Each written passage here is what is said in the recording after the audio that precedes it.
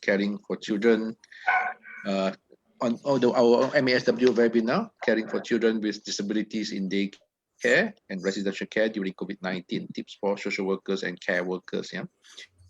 So this webinar is co-organized by the Malaysian Association of Social Workers, MASW, UNICEF Malaysia, National Council of Welfare and Social Development Malaysia, MAKPEM, and Childline Malaysia. Yeah.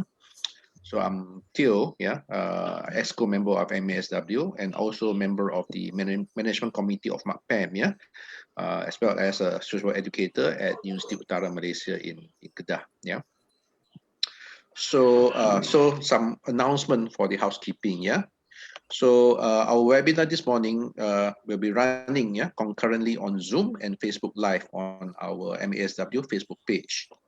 So to ensure the smooth running in particularly for this Zoom session, I would like to ask our participants to kindly take note of the Zoom etiquette. Yeah.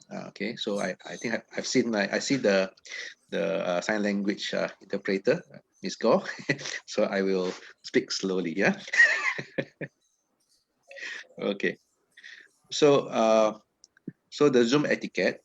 First, check your own on-screen name, yeah, so that to ensure that it matches your name matches your name, so that the host, the moderator, and speakers and participants know who you are, yeah. So rename your name, yeah, on for this Zoom if necessary, yeah. Sila pastikan paparan screen adalah sama dengan nama anda supaya host, moderator, penceramah dan peserta lain dapat mengenali anda, ya. Mute your mic, ya, microphone when you are not speaking. So pastikan mikrofon anda sentiasa ditutup sekiranya anda tidak menggunakan dia, ya. Okay, we will hold an Q&A session, okay, at the end of the presentation. Yeah, you may type it in the chat box or click raise your hand icon, yeah, unmute and ask questions after the moderator invites you to do so. Yeah, so sesi soal jawab akan diadakan pada penghujung pembentangan. Ya, anda boleh memilih untuk menaip dalam chat box ataupun klik pada ikon raise your hand. Ya, so bila apabila moderator mengizinkan anda untuk berbuat demikian, jadi unmute dan tanya soalan. Ya. Okay, turn on the video tab if you are asking question to the speakers or you are ready to share. Yeah, stop video if your connection is lagging. Yeah, pastikan kamera anda dibuka sekiranya anda ingin bertanya soalan dalam Q&A. Ya, dan tutup kamera sekiranya talian internet anda mengalami gangguan. Ya. PKTC kita, terima kasih banyak atas laporan dan juga perkongsian daripada pihak Dr. Azizan. Okay. So for our viewers, for our viewers watching live from our Facebook page, yeah, welcome. You can post your comments or questions in our Facebook page. Yeah, so we will collect and pass them to the moderator and speakers during the Q&A sessions. Bagi penonton yang mengikuti siaran ini melalui Facebook, anda boleh tulis komen ataupun soalan anda di sana. Kami akan ajukan soalan-soalan kepada moderator dan penceramah semasa sesi soal jawab. Yeah. Okay. Finally, we will share a feedback form at the end of the webinar. Yeah. Do spare a few minutes of your time to complete the feedback form before you exit. Yeah. We appreciate your valuable comments. Yeah. Jadi borang maklum balas akan dikongsikan pada penghujung webinar ini. Anda diminta untuk mengisi borang maklum balas tersebut, ya. Bekerjasama anda amat kami hargai. Yeah, so thank you for your cooperation. Okay, let's see. Okay, let me see. Okay, if all our guests are in, yeah. So we have today our moderator, Mr. Lawrence He. We have our speaker, Datin Paduka Khatijah, Sulaiman. We have our Dr. Salimah, yeah, Othman, and also Dr. Syazwani Drani. Yeah. So nak pastikan wakil daripada UNICEF. Sarah, are you here?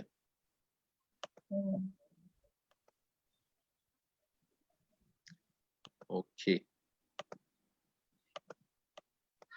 If I can't get her, okay. I think we just move on first. When she comes in, she can okay.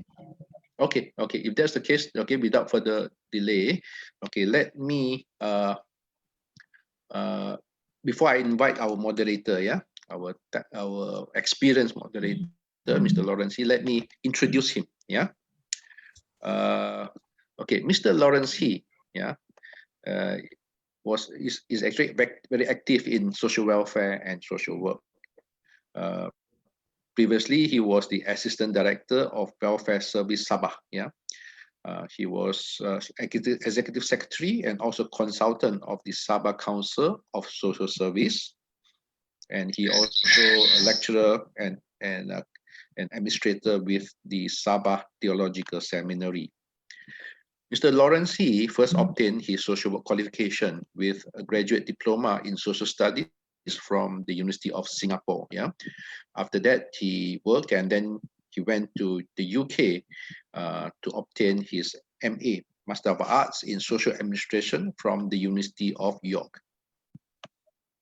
Currently, he is the president of Sabah Cheshire Home and Services, Honorary Secretary of the Malaysian Council of Cheshire Home Services, MCCHS, Honorary Secretary General of East Asia and the Pacific Regional Council of Cheshire Homes, and individual members of the Malaysian Council for Persons with Disabilities. He is also a full member of the Malaysian Association of Social Workers. Okay, I will now hand the session to Mr. Lawrence He. Mr. Lawrence, the floor is yours. Okay. Thank you very much, Mr. Teo. And as the host of today's webinar, and thank you for your kind words. And now I will continue with what you have left on. Firstly, I'd like to send greetings to the Vice President of MASW, Puan Amy Bala, and the distinguished speakers, and all the para peserta, Datuk, Datin, Tuan, and Puan. Let me begin by thanking the host and the organizer for giving me this honor and privilege to moderate today's webinar that is entitled Caring for Children with Disabilities in Daycare and Residential Care During COVID-19. And there are tips also for the social workers and care workers.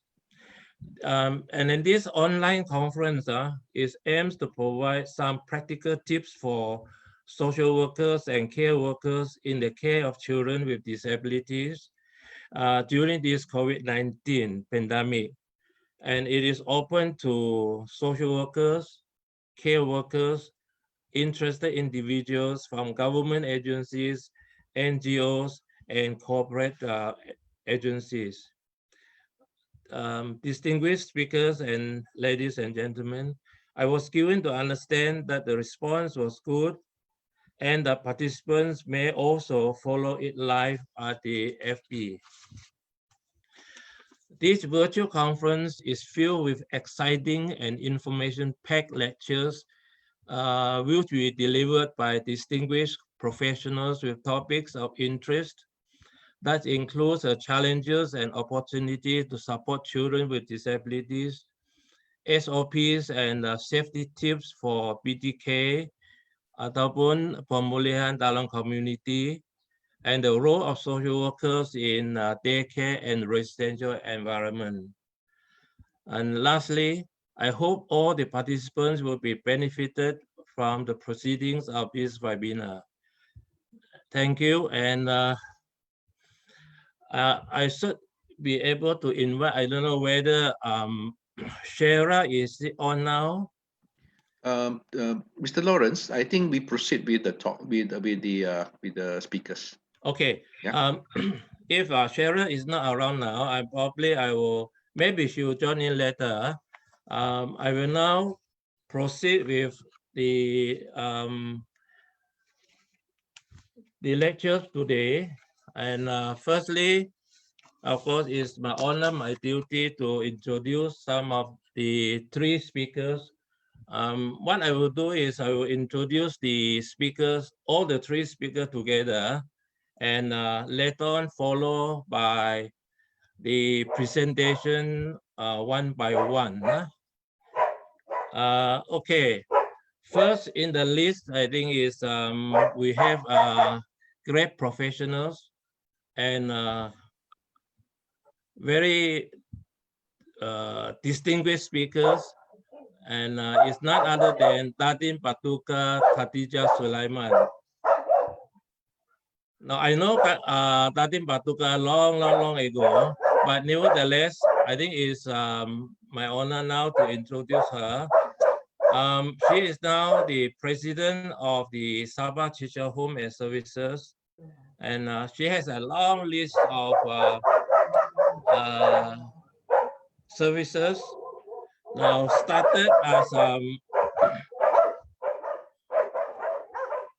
well, my voice is competing by my dogs.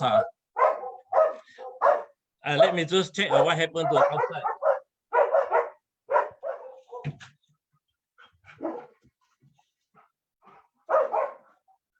Okay, interruption. There's some visitors here.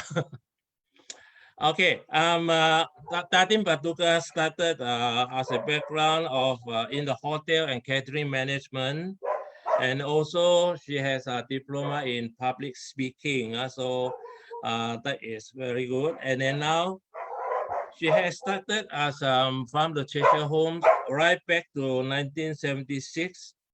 If you were to calculate, she has been involved in Cheshire Homes for the last 44 years. And 44 years is almost half a century of her life contributing to the Cheshire organizations. From a volunteer, she elevated to be the president and chairperson of in the state level, national, regional, and even now hosts the representative of Malaysia to the Global Alliance of Cheshire Homes and Services. Now, of course, Datin Paduka is also involved in other organizations in various capacities, such as she is now the Selangor Council of Cheshire Homes and Social Development and National Council of Welfare and Social Development Malaysia-MAKPEM, International Council of Social Welfare, ICSW, Southeast Asia and the Pacific region, Malaysian Council for Rehabilitation, International Paralympics Foundation, Ministry of Women, Family and Community Development Malaysia, Ministry of Health Malaysia, and of course, Selayang Community College. This is only part of her commitment to the various organizations. The list is too long. If I were to finish it, probably will take another 10 minutes or so. Now, with this contribution, she has been awarded a lot of awards, starting in 1994. She has been awarded the Pingat Jasa Kebaktian, PJK, and then later in 2009, will be Tajah Kebesaran Sultan Idris Shah, and awarded the title of Datin Paduka. And in 2011, we got the Prime Minister's Social Activist Support Award. And the latest one is in the 2019, the Paul Harris Fellow by the Rotary Foundation of Rotary International. So you can see a lot of other awards which I, pardon me, I have to skip Datin Paduka. And now the other, what I can sum up now with Datin Paduka is that she can be described as a mother of revolution, innovation, inspiring, and have the courage to challenge any issues that are affecting the welfare of the disabilities. So for me, there are three other words which I can describe. She is really passionate, dedicated, and really committed to the work, especially to persons with disabilities. I think I need to end up with the kind of contribution by Datin Paduka as what is now, and later I will call up her to continue with her presentation. Yeah. Now, I would like to go to the second distinguished speaker, who is none other than Dr. Salimah binti Othman. She is now attached to the Ministry of Health Malaysia as a public health medicine specialist. She has been 22 years in the Ministry of Health Malaysia. For the past 10 years, in planning health programs for children with special needs and persons with disabilities in primary health care. From 2014, appointed as the head sector for health care for PWDs and rehabilitation in primary health care. Many coordinated healthcare programs for PWDs, including rehabilitation services in the health clinics and community by involving policy-making process and ensuring quality of health delivery system.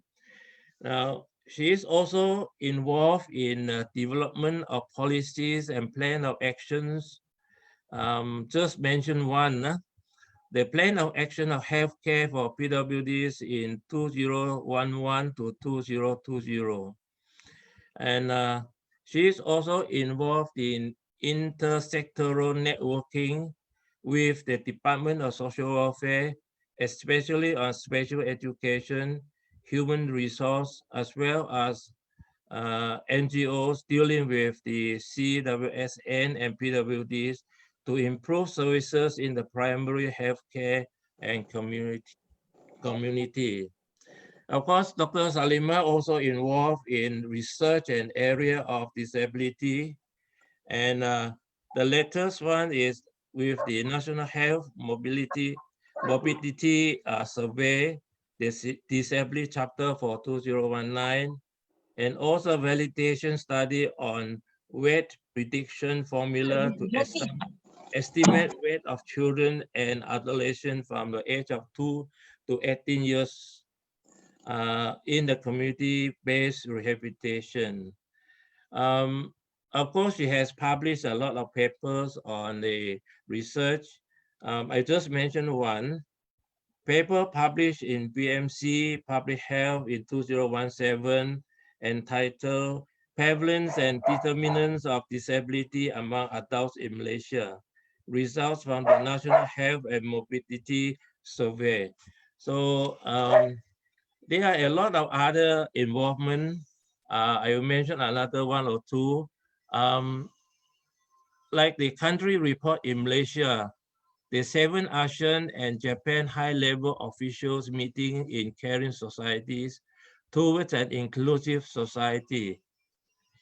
Now, the second one I'd like to highlight is the National Health Mobility Survey report on disability in 2015, and then the oral presentation outcome of autism spectrum disorder screening program in Malaysia. So that was done in the 2016, just about 4 years ago. She is also an expert trainer in training of health professionals, welfare, and special education teachers involved in development of NOS, or National Occupational Skill Standard, since 2013. So you see, with this kind of expertise, I think our participants will very much benefited by her presentation later on. Now, we have our third speaker is Dr. Syazwani Drani. yang merupakan satu pensyarat kanan di Pusat Pengkajian Sains Kemasyarakatan di USM atau University Science Malaysia sejak tahun 2016. Beliau pada ketika ini memegang jawatan sebagai penjelas bahagian kerja sosial. Bidang kepakaran beliau menjurus kepada golongan kelentangan, orang kurang upaya, pembangunan komuniti, kesejahteraan sosial, dan kebajikan sosial. Beliau sangat aktif melibatkan diri dalam beberapa projek dan kajian dengan berbagai kumpulan saksa. Pada ketika ini, beliau juga dirujuk oleh pihak Jabatan Kebajikan Masyarakat dan lain agensi dan institusi pendidikan untuk projek-projek yang melibatkan pembangunan komuniti berasaskan kepada kerjaya beliau menubuhkan pertubuhan pemulihan dalam komuniti ataupun PBTK, ya, kampus untuk USM, dan telah menjadikan USM sebagai universiti awam pertama di Malaysia yang mempunyai PBTK dalam kampus. Antaranya, projek dan kajian yang telah dilaksanakan adalah seperti berikut. Ada banyak, saya ambil satu dua sebagai contoh saja. Number one, kajian yang telah pun sedang berjalan ialah investigating meaning in life and other related constructs among young people in Malaysia. And this is from 2019, and I think will be expected to complete in 2021. Dan projek yang telah selesai ya termasuk satu projek penubuhan dalam community PBTK. Ya.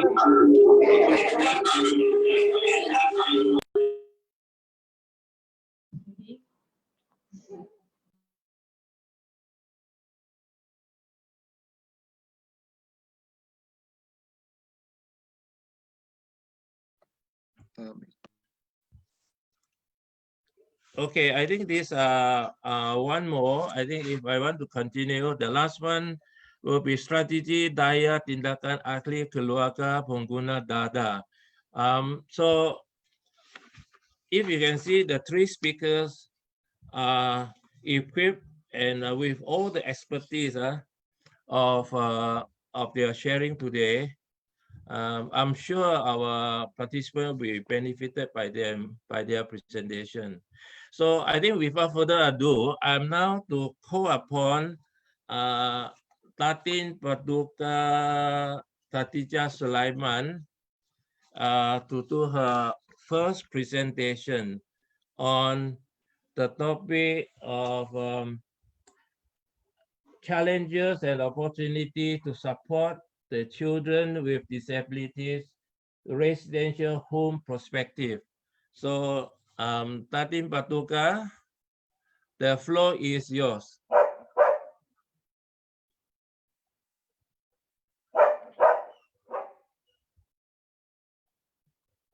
Datin, Paduka, maybe you have to unmute your mic, and the floor is yours now. Shahi, there's a little bit of technical problem on her side. Can we go to the next speaker first? She'll come on. Okay. I hope she doesn't mind. Yeah, no, I just spoke to her. Okay. The second speaker in that case will be Dr. Salimah Othman. She can come in now. Datin, Paduka, can you come in now? If no, then okay.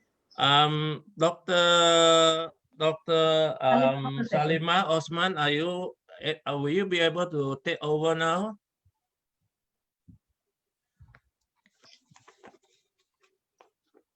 Dr. Salimah. Dr. Salimah, you can unmute your mic. Okay. Sekejap ya, saya share slide dulu.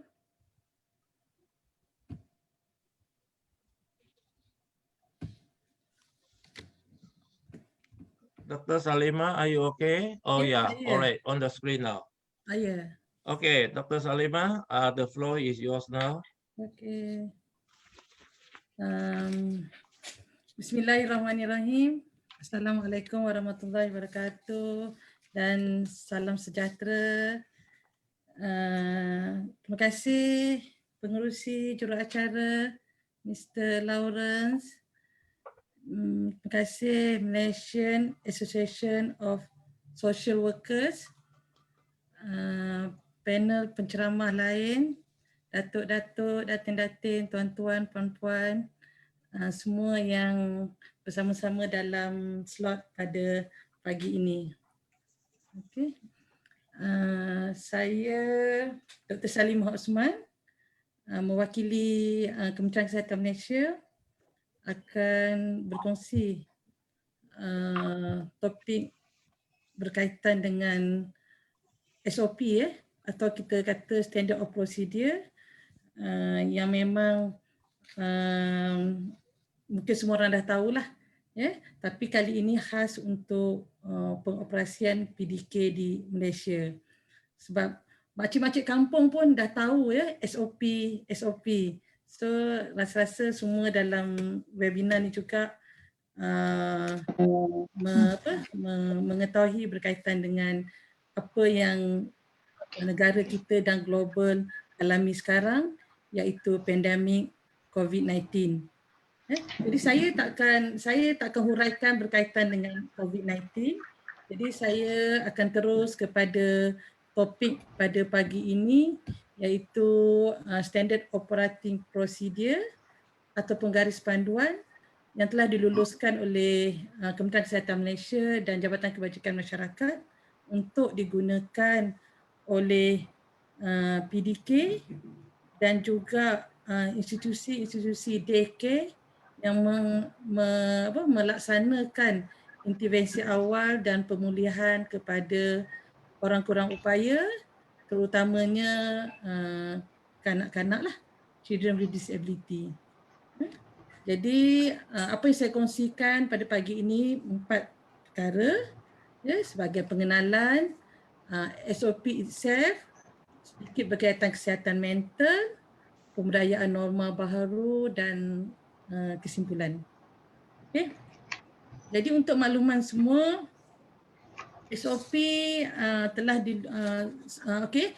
untuk kanak-kanak, untuk kanak-kanak kurang upaya atau kita kata orang kurang upaya, ada 2 SOP yang dikeluarkan oleh pihak kerajaan lah, iaitu pertama Kementerian Kesihatan bersama dengan Kementerian Pendidikan, iaitu kita keluarkan SOP untuk murid berkeperluan khas. SOP murid berkeperluan khas ini boleh dibuat turun dari laman web Kementerian Pendidikan.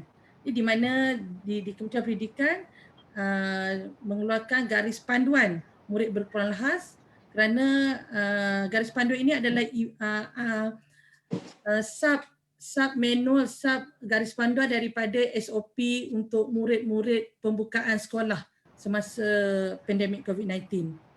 Okay. Kemudian ada sesi penilaian dan intervensi di Pusat Pemulihan Pendidikan Khas atau nama lain 3PK, borang akuan pengistirahatan ibu bapa, dan akhir sekali dokumen berkaitan home pack, kerana ada anak-anak kita yang memang kurang sesuai dan berisiko untuk menghadiri secara fizikal di sekolah. Tapi sekarang sekolah tutup dan hari ini adalah hari terakhir persekolahan pada tahun 2020. So anak-anak memang dah riang-ria lah. So home pack pun tak perlu, online kelas pun dah habis. So selamat bercuti lah kepada guru-guru dan anak-anak kita lah. Okey, ini saya tak akan ulas detail berkaitan dengan SOP Kementerian Pendidikan Malaysia. Oh, saya tak slideshow ya, sorry. Okey, saya slideshow. Okey. Yang kedua, kerajaan mengeluarkan SOP kami Kementerian Kesihatan Malaysia bersama dengan Jabatan Pembangunan OKU mengeluarkan SOP berkaitan dengan OKU dan diluluskan pada dan dikeluarkan, diedarkan pada 26 hari bulan 10, pada bulan 10 ya, pada Oktober 2020. Ada 6 SOP yang telah diluluskan oleh Ketua Pengarah Kesihatan Malaysia dan juga dipersetujui oleh Ketua Pengarah Jabatan Kebajikan Masyarakat Malaysia.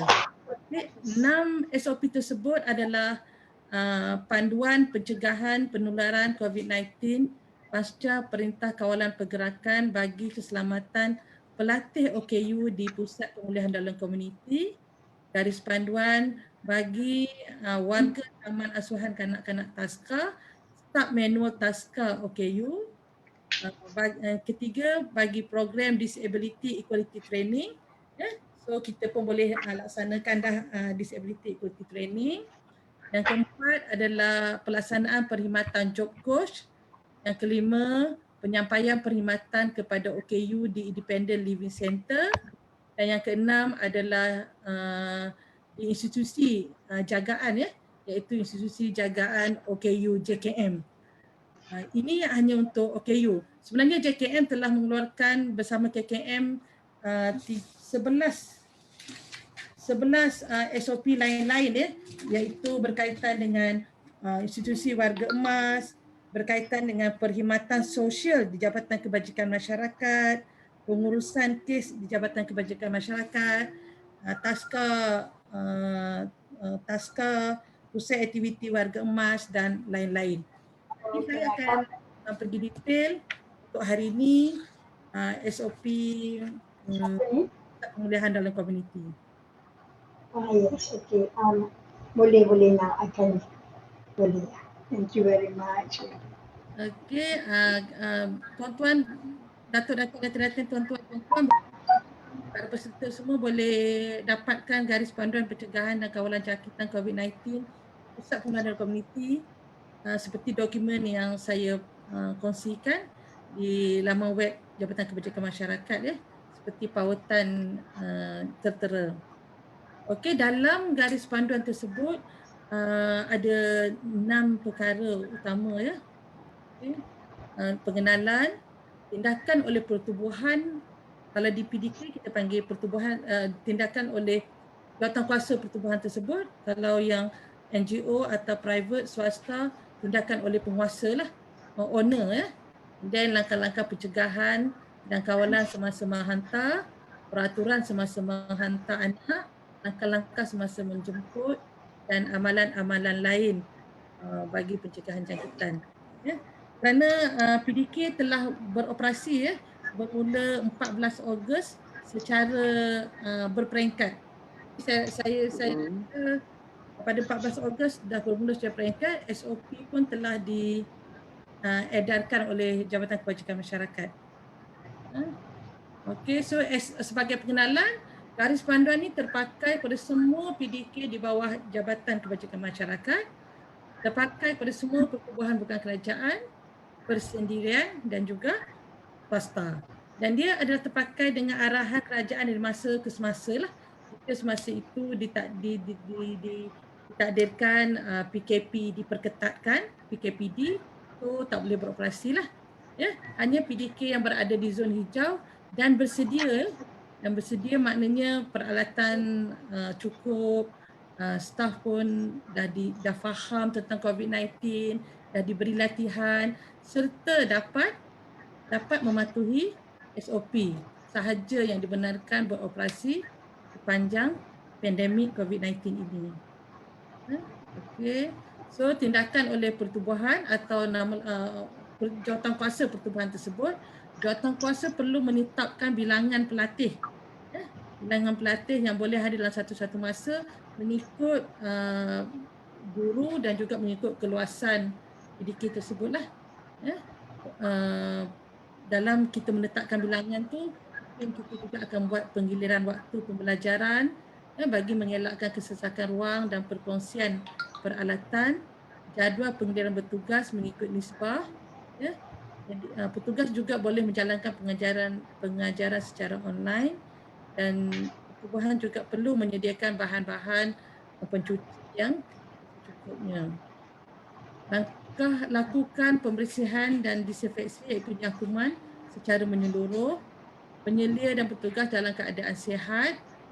Penyelia, petugas, pelatih, ibu bapa dan penjaga hendaklah membuat akuan perisytiharan kesihatan. Pelatih yang severe disability perlu hadir bersama, hendaklah bersama seorang pelatih tetap sepanjang di PDK, perlu bersama dengan penjaga pelatih severe disability hendaklah bersama seorang penjaga tetap sepanjang di PDK. Dan kegagalan perisytiharan maklumat yang benar boleh menyebabkan pelatih atau keluarga tersebut tidak dibenarkan mengikuti kelas di PDK lah. And then seterusnya yang ada kontak rapat dengan pesakit COVID-19, siapa yang pulang dari luar negara, panduan penggunaan pelitup separuh muka atau pelitup muka, langkah-langkah mencuci tangan dan penggunaan hand sanitizer perlu ditampal di tempat-tempat yang strategik. Pelatih OKU yang tidak mampu mengendalikan sendiri pelitup separuh muka tidak dibenarkan menggunakannya. Dan jawatan kuasa PDK bertanggungjawab melatih penyelia dan petugas PDK berkenaan langkah-langkah kebersihan keselamatan di PDK.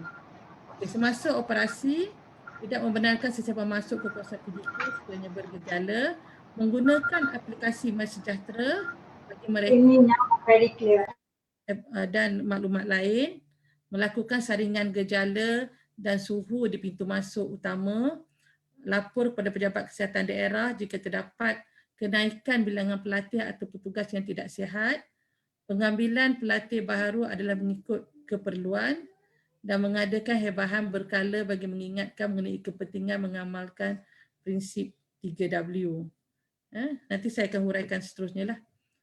Sebelum menghantar pelatih, pastikan pelatih sihat, pastikan pelatih membasuh tangan sebelum masuk kenderaan, penggunaan pelitup separuh muka adalah digalakkan, bersihkan dan disinfeksi permukaan yang kerap disentuh di dalam kenderaan. Apabila tiba, aturkan waktu ketibaan supaya tidak serentak. Pihak PDK perlu menyediakan drop-off point. Saringan gejala dan periksa suhu hendaklah dilakukan.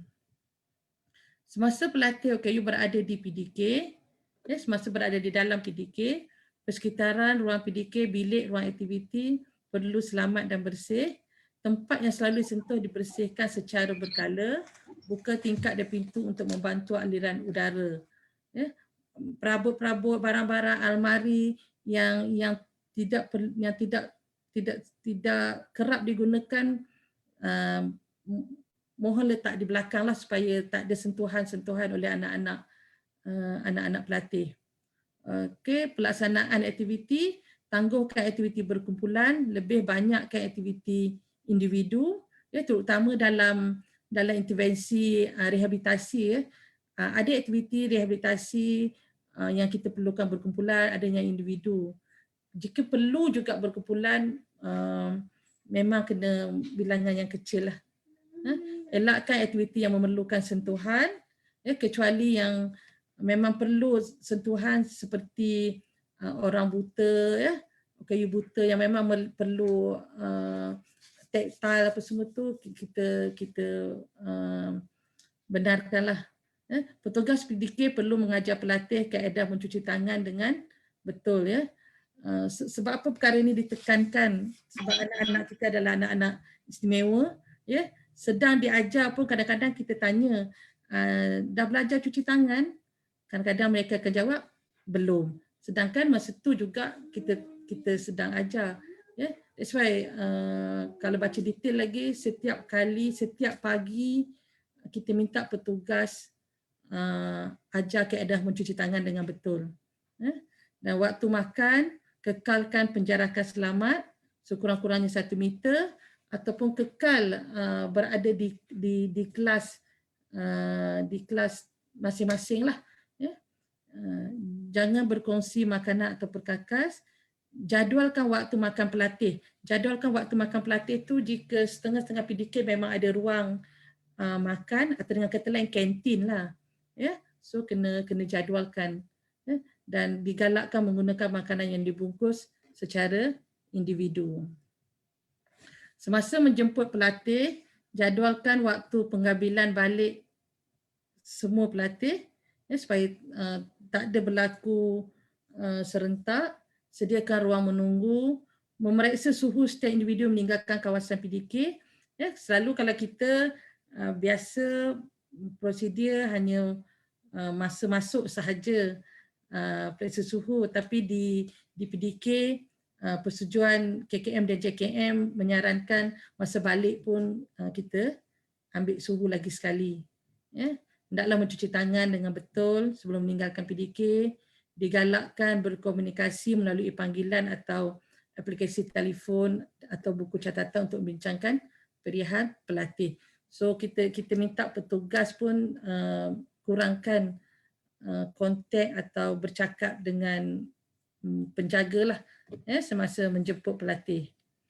Dan amalan-amalan lain, mesyuarat dan latihan, kurangkan mesyuarat, latihan secara fizikal lah, secara bersemuka, kendalikan secara maya, pilih latihan atas talian, dan latihan-latihan yang perlu sila rujuk inilah SOP latihan Okey, tindakan yang dilakukan jika bergejala.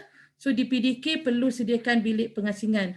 Mungkin masa dia datang sihat apa semua Jadi anak-anak kita tinggal belajar di PDK sehingga tengah hari. Dalam masa berada di PDK timbul gejala, jadi memang kena sediakan bilik pengasingan, dan bilik pengasingan tu memang kena kerap nyah kuman lah. Hubungi ibu bapa penjaga untuk memaklumkan dan mengambil pelatih. Kalau ibu bapa yang cepat dapat ambil anak, okeylah. Jika ada kekangan-kekangan tertentu, anak tersebut hendaklah diletakkan di bilik pengasingan. Harap semua masih ingat lagi apa gejala-gejala yang kita risaukan iaitu demam tapi demam bukanlah semestinya, batuk, tiba-tiba sesak nafas, itu antara gejala lah. Elakkan bersalaman atau bersentuhan dengan cara apa-apa pun Okey, amalkan penjarakan yang selamat. Bilik dan peralatan yang digunakan di bilik pengasingan perlu dinyahkumankan selepas digunakan. Sekiranya ada kes yang positif, PDK perlu ditutup serta-merta, maklumkan situasi semasa kepada ibu bapa, pelatih, penyelidik dan petugas. Jangan mendedahkan identiti individu yang dijangkiti, berhubung dengan pejabat kesihatan daerah, melakukan disinfeksi mengikut panduan KKM. PDK hanya beroperasi apabila mendapat kebenaran semula dari pejabat kesihatan daerah. Itulah antara intipati utama dalam SOP pengoperasian semula PDK.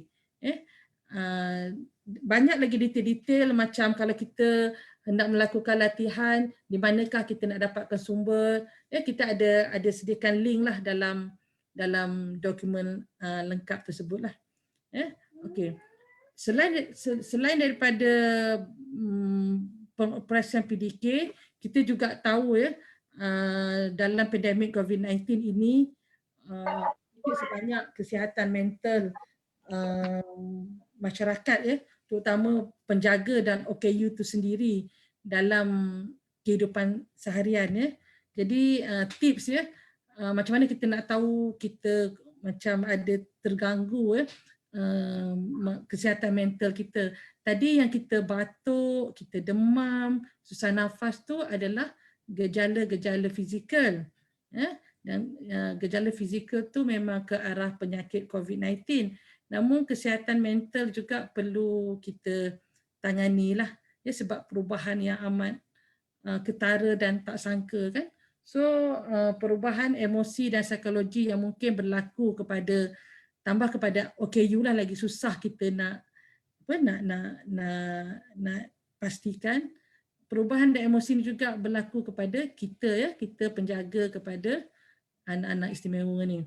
Okey, perubahan yang kita rasa yang menunjukkan kesihatan mental kita terganggu adalah gangguan tidur Tiba-tiba dalam sebulan ke seminggu ke kita terbangun awal, susah nak tidur, gangguan tidur, perubahan selera makan, bimbang, cepat tersinggung, berdebar-debar, sukar tumpukan perhatian kepada sesuatu perkara, mudah rasa sedih dan menangis, sukar bernafas, hilang minat terhadap aktiviti yang disukai.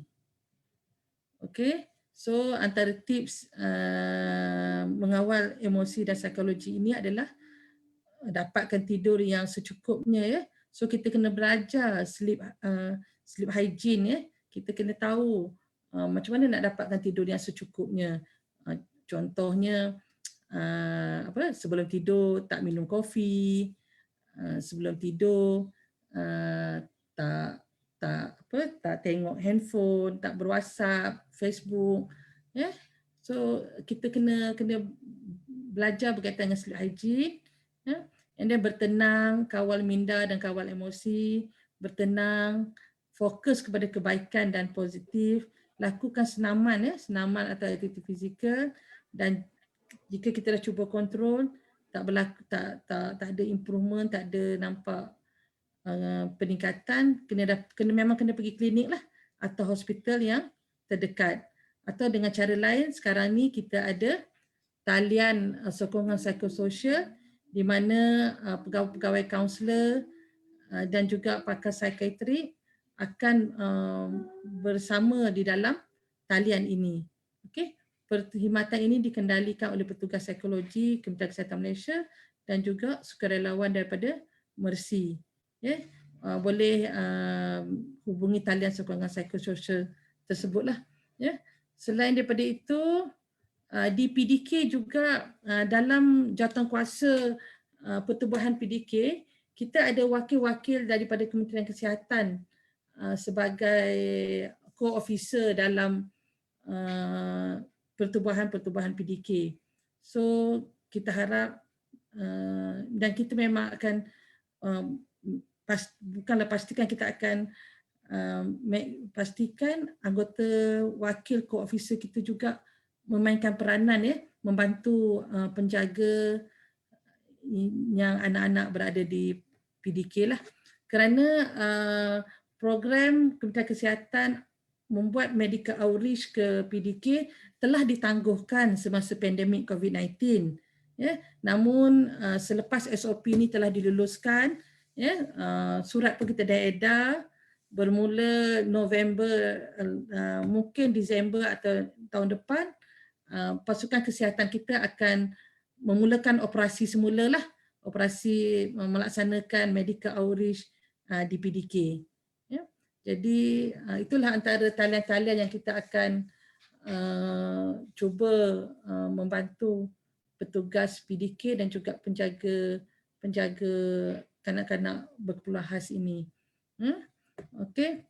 Lain-lain ya, tanggungjawab kita sebagai keluarga penjaga ya, sentiasa melakukan pencegahan dan langkah-langkah berjaga-jaga terhadap COVID-19 kerana mereka berpotensi menyebarkan jangkitan COVID-19 kepada isi rumah termasuk OKU. Ya, pastikan barang keperluan harian yang mencukupi. Jadi kita tak adalah selalu keluar, sekejap nak pergi kedai, sekejap nak pergi mall. Ya, jadi pastikan barang-barang keperluan harian mencukupi. Ya, pastikan bekalan ubatan juga mencukupi dan mematuhi temu janji rawatan. Ya, kerana kenapa kita tekankan perkara ubat, temu janji, ya, sebab kita ni sentiasa sihat. Salah satu cara nak melawan COVID-19 adalah imuniti kita. Ya, kesihatan kita ni kekal sihat. Jadi salah satu cara kita nak maintain imuniti kita adalah kalau kita ni pesakit diabetes, make sure diabetes kita kontrol. Ya, make sure hypertension kita kontrol. Ya, kalau kita, anak-anak kita ada epilepsi atau ada penyakit lain, make sure ubat-ubat dia lengkap, mencukupi supaya badan dia sentiasa sihat. Bila badan sentiasa sihat, jadi imuniti pun kuatlah. Ya. Dan buat masa ini antara ubat yang paling mujarab adalah imuniti kita juga. Okey, selepas itu jika ditakdirkan sakit juga, kita kena dapatkan rawatan segera, okey, memberi sokongan psikologi dan kekal ya, kekal berhubung walaupun jauh lah ya. Dan akhir sekali kita kena make sure sumber-sumber yang kita kongsi, kita baca adalah sumber-sumber yang sahih ya, sumber-sumber yang sahih mengenai COVID-19.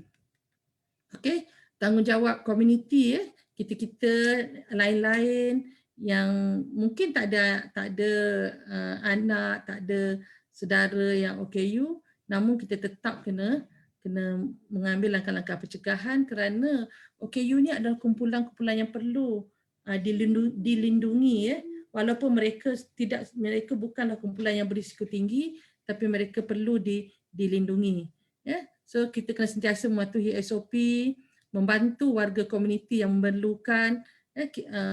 PDK kena sure dah bersama dengan komuniti ya, and then memberi kerjasama kepada pihak berwajib, terutamanya Kementerian Kesihatan Malaysia, Polis Diraja Malaysia ya, dan akhir sekali kita kena kekal sihat. Kita kena teruskan amalan gaya hidup sihat kita. Kita kena teruskan kalau kita ni suka berlari, jogging, kita boleh pergi jogging di taman rekreasi, kita boleh pergi gym, tapi kita kena ikutlah. Ya, kita kena ikut SOP. Ya, kenapa perlu kekal sihat? Sebab immunity tadilah. Ya, kita nak kekal dan tingkatkan immunity kita supaya kita kekal berada di zon hijau. Bila kita kekal berada di zon hijau, PDK boleh beroperasi lah. Kalau komuniti tak membantu, jadi bukan zon hijau, PDK tak boleh operasi. Bila PDK tak boleh beroperasi, anak-anak kita juga tak dapat support daripada pihak-pihak lain lah. Ya? Mulalah anak kita akan nanti tantrum sebab rutin kita pagi pergi belajar, petang baru ada kat rumah, malam rehat tidur. So kita kena sama-sama lah kekalkan hijau supaya PDK kita akan terus boleh beroperasi. Ya? Okey, saya share satu video ya. Sekejap ya. Oh, okey. Saya share satu video.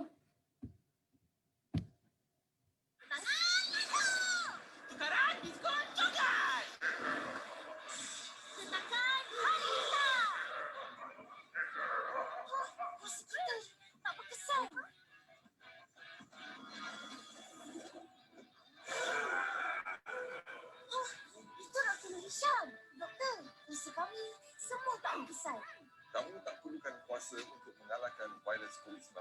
Kamu hanya perlukan CAPP. CAPP? Oh, kami tahu! Cegah jangkitan COVID-19 dengan mendidik keluarga dan komuniti. Alangkah tingkah lakunya baik untuk melindungi diri daripada jangkitan. Patuhi SOP dan arahan yang ditetapkan oleh pihak berkuasa. Pantau kesihatan diri untuk memastikan anda tidak bergejala sebelum memasuki tempat awam. Dengan CAPP, anda pun boleh menjadi adiwira. Saya.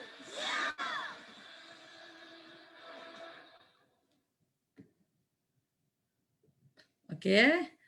Saya suka video ni. Kalau nak ulang lagi sekali pun boleh. Nanti at the end of the ni. Saya suka ya kerana bos saya Tan Sri DG adalah pelakon dalam video ini. Okey, jadi apa yang ketua pengarah kita berlakon tadi, perkara inilah ya, sebab kita nak kekal hijau supaya PDK boleh operasi dan seterusnya kita menggunakan pemberdayaan norma baru lah ya. Jadi pemberdayaan norma baru ni bukan hanya anak OKU penjaga ya, semua termasuk kita komuniti.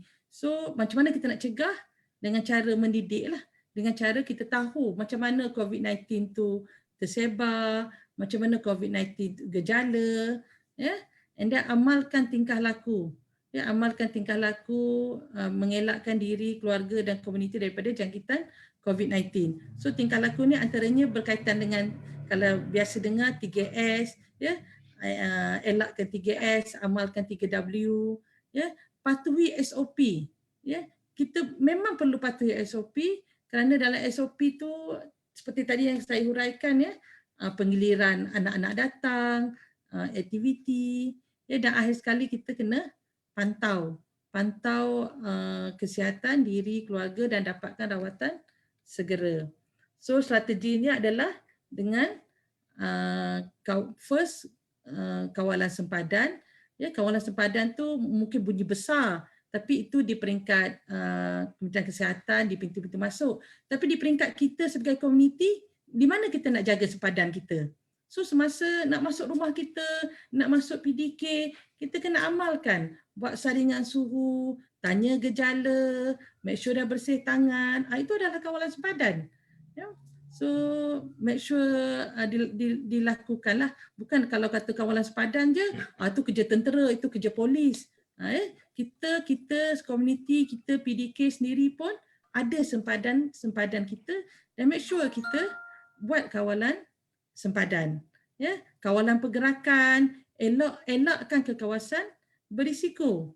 Ya, gunakan hotspot tracker dalam MySejahtera. Ya, sebab dalam MySejahtera boleh kita kenal pasti kawasan-kawasan yang berisiko. Ya, penjarakan fizikal, amalkan penjarakan fizikal di mana macam kita punya webinar ni pun salah satu cara lah. Kita tak bersemuka ya. Okay, elakkan 3S atau 3C. Dan last sekali perlindungan diri sendiri ya. Tingkatkan jagaan kebersihan diri, cara hidup sihat, pakai pelitup muka dan amalkan 3W. So 3S ya, tempat sesak ya, tak ada keperluan tak perlu pergi mall. Ya, tak perlu bawa anak kita pergi mall. Lepas tu dah bawa anak kita pergi mall, anak kita tak boleh pakai mask. Ya, lepas tu polis datang nak saman. So kata, oh anak kita orang kurang upaya. Kenapa nak saman anak kita? Jadi at the end siapa yang mulakan? Kita ya, kita yang bawa anak kita ke tempat-tempat yang sesak. Contohlah pergi mall, pergi pasar. Ya, kita tak naklah perkara-perkara berikut berlaku, terutama pula untuk anak-anak OKU yang hidden ya, yang hidden disability. Ya, contohnya macam OKU pendengaran, apa lagi OKU autism ya, yang mungkin susah nak comply dengan pelitup muka. OKU pendengaran mungkin okeylah pakai pelitup muka, tapi anak autism kita tak sure. Ya, mungkin dah sampai dekat situ dia tak nak pakai pelitup muka. Bila tak nak pakai pelitup muka, ditakdirkan ada polis ke ada pihak penguasa. So elakkanlah. Ya, kalau tak ada keperluan ya, tak perlu pergi ke tempat sesak ya, tempat yang sempit dan tertutup ya, dan bila kita berada di majlis mana-mana, jangan sembang dekatlah. Okey, Dr. Salimah, Dr. Salimah. Ya. Minta maaf. Berapa lama lagi yang akan? 2-3 minit je lagi. 2-3 minit Okey, thank you. Okey, amalkan 3W ya. Cuci tangan kerap ya, menggunakan hand sanitizer atau air dan sabun, pakai pelitup muka ya, dan amaran-amaran lain ya, gunakan tidak bersalam, elakkan bersentuhan, amalkan etika batuk, ya, dapatkan rawatan juga jika bergejala. So kesimpulan ya, apa yang kita harap dan kita bantu dan bersama-sama dengan agensi kerajaan dan juga pihak komuniti sama ada NGO atau persendirian. Pertama, kita dah bangunkan SOP dan kita harap kita boleh beroperasi. Kita ada risk communication, kita ada infografik di laman web kita ya, untuk membantu pemahaman berkaitan COVID-19. Kita juga ada call center, kita ada CPRC, kita ada talian psikososial, dan last sekali kita dah keluarkan surat KKM untuk KKM melaksanakan semula medical outreach ke PDK. Saya rasa itu saja perkongsian untuk first round. Ya, itu adalah buku lain berkaitan dengan norma baharu dalam komuniti. Boleh dapat daripada Info Sehat ya, Info Sehat. Okey, Miss Lawrence, Ya, Kosong. ya, terima kasih ya, Okey. dokter. Okey. Yang penyampaian ini agak yang penuh dengan maklumat dan juga SOP yang berkaitan dengan PDK. Jadi saya pikir banyak soalan yang akan ditimbulkan nanti. Jadi kita tangguhkan sementara waktu. Jadi kita teruskan dengan penyampaian si Datin, Paduka, Khatijah. Are you ready? We would like to ask you to be on the floor if you are ready. Datin, Paduka.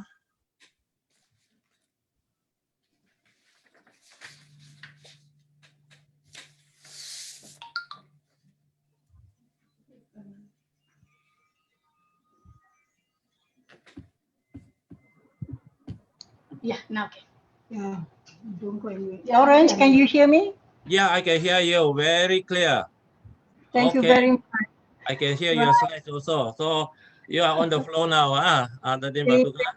All right. Thank you very much. Maybe I just remind you, Datin, try to Short take and within 20 minutes.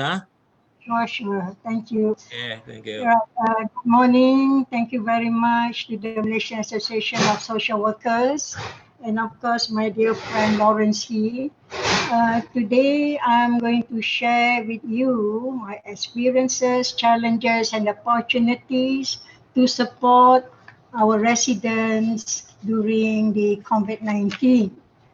Just a little bit of background. Slide, please. The slide. It's not coming on. The slide. They're controlling the Okay. Yeah, just a short introduction of our Selangor Cheshire home. It was established in 1963. We started with 5 residents in 1963, and now we have 30 residents ranging from 25 to 75 years old.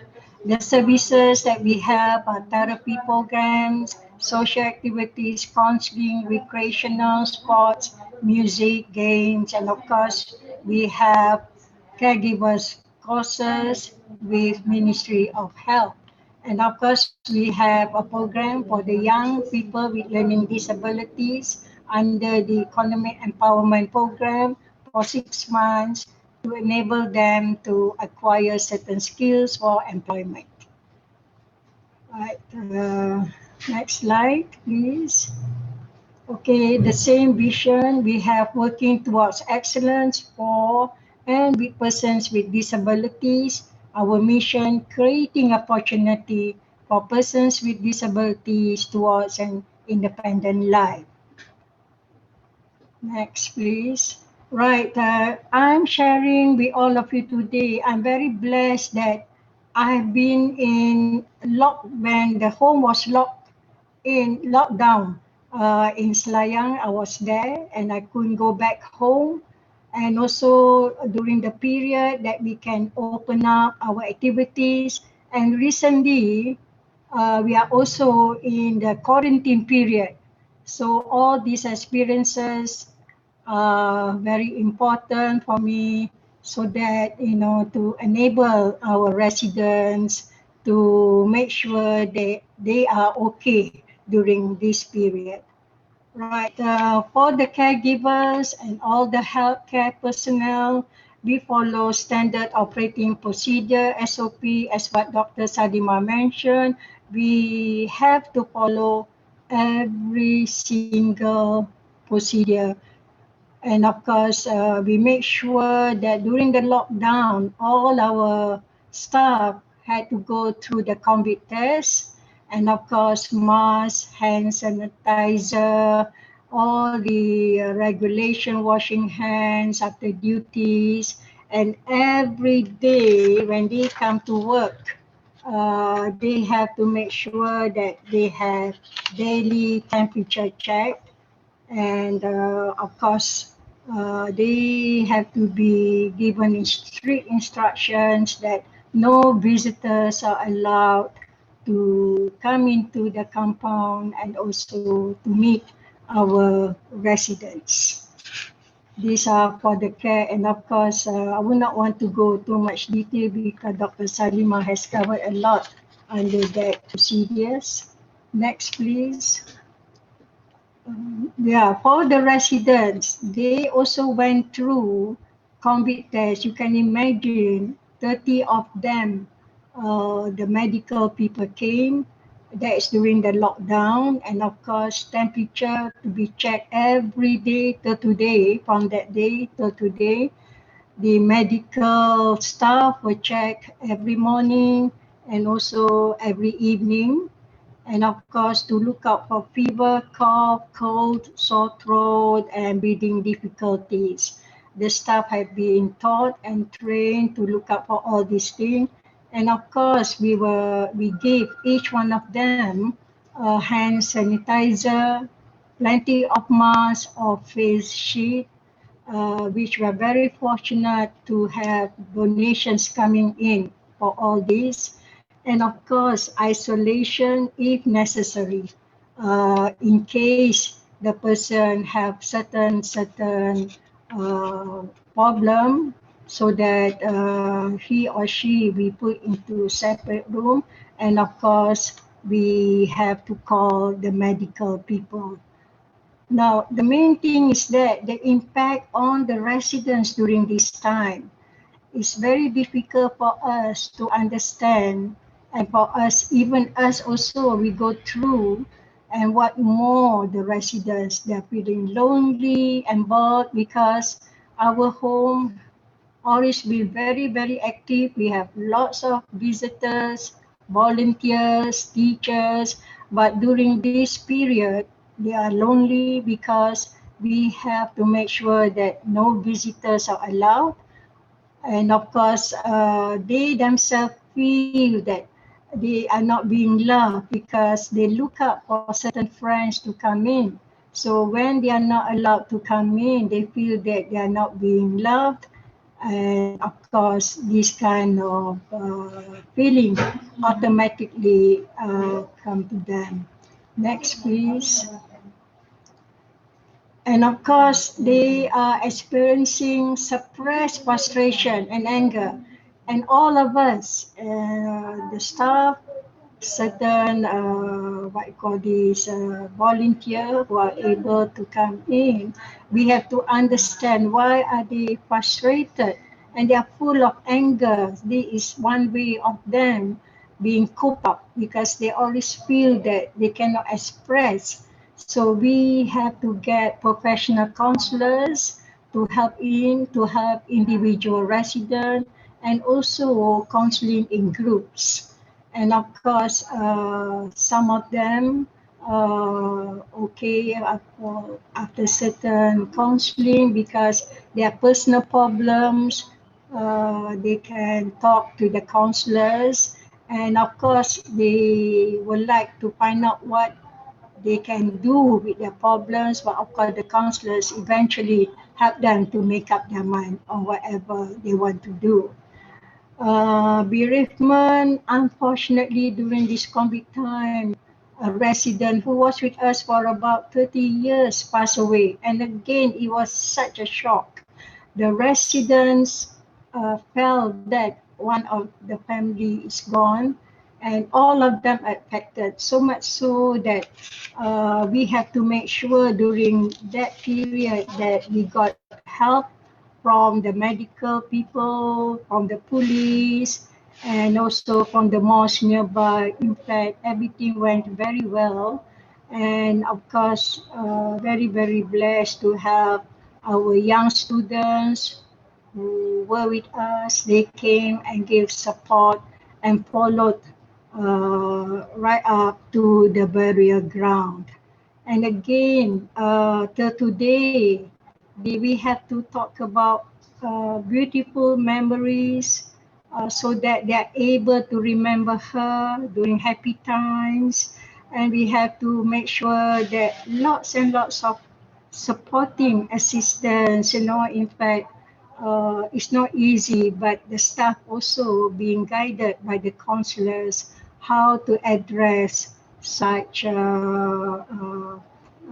issues and matters. And depression is one of them. We do have residents who are affected so much that the psychiatrists have to come in, and of course regular checks, and the staff in charge will make sure that they must not miss any of their medication. So these are the areas that we really work with the professional counselors. And besides that, we have our in-house teacher who also locked down with us, music and movement. Every day we make sure that we have music, we have exercises, singing, encouraging them where they can let go of their feelings to enjoy themselves. And of course, we also have group exercises and games. Our physiotherapists will help the residents doing the exercises every morning. And this is something that they look forward. This is one way for them to feel that they are not alone, that they have people around them. And of course, those residents who are in the sewing department, they start sewing again to produce products for next year. Unfortunately, 2020, we are really down in donation because all the bazaars and events are closed. So we hope that 2021, we are back able to sell our handicraft. It's one of the means of our fundraising. And of course, hobbies, some of them are good artists. We have to carry on with some good hobbies for them. So we have 2 volunteers with special permission to come in, and they start once a week painting classes so that their paintings can be incorporated in the greeting cards and of course souvenirs. So they are fully occupied in a way that to make sure that the days are really occupied for them by doing something. And of course, those who are not able to participate in many of these hobbies, they just watch television. We make sure that their favorite programs are in, and we also mention if there are any good speakers, that we caution them that certain time their TV programs to be shared with other people also. Right. These interests and hobbies are very much encouraged. But before I go right to the other part, I would like to share that right now we are in a quarantine period. Suddenly, on the 14th of December, staff was on leave. She was ill and she was confirmed having COVID-19.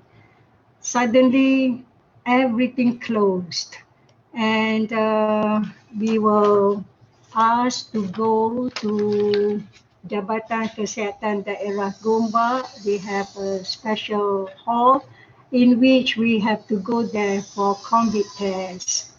The only sad thing is that somehow or other, I have to ferry all the residents to the place, and you can imagine some are also not mobile. So this is something very challenging for us, but we did. There were 40 of us there getting all the tests, and now no activities from outside, totally quarantined. And this is something I'm also locked in, and I'm blessed in the sense that It's time for me to be very close to them, talk to them. I have been with them for nearly 40 over years. It's so challenging, so emotional also, you know, that this time that we are still together. And of course, again, some of them are feeling depressed. And of course, they are very scared what's going on. So Alhamdulillah, yesterday we had a call that all of us are negative. And this is a good news, but still we have to go through the quarantine period, the 22nd. I hope nothing goes wrong because we are looking forward to celebrate the Christmas on the 25th till New Year, and it will be like any other days, and of course special every year that we have this celebration. So of course, another challenge is that we are very short of staff because some staff chose to be quarantined in their own houses. So you can imagine that we have very few staff sacrificed to be in our Cheshire home. So much so that it is lovely to see how hard they work from morning to night and cooking, cleaning and all that. Anyway, we are blessed because we are a family here. So I think I've come to the conclusion. Next slide. The challenges to me and all my people here are really great, and we will continue to develop better quality of health to stay protected during and after COVID-19 pandemic in Malaysia. Thank you very much.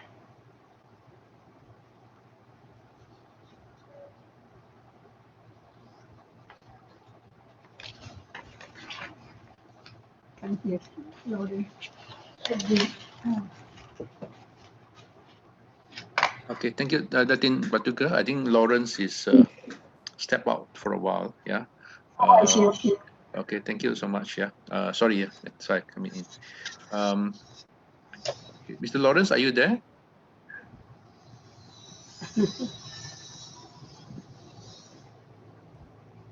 Okay. Thank you very much, Datin Paduka. I just sorry, I just went into the place where everybody want to go to. Okay. Okay.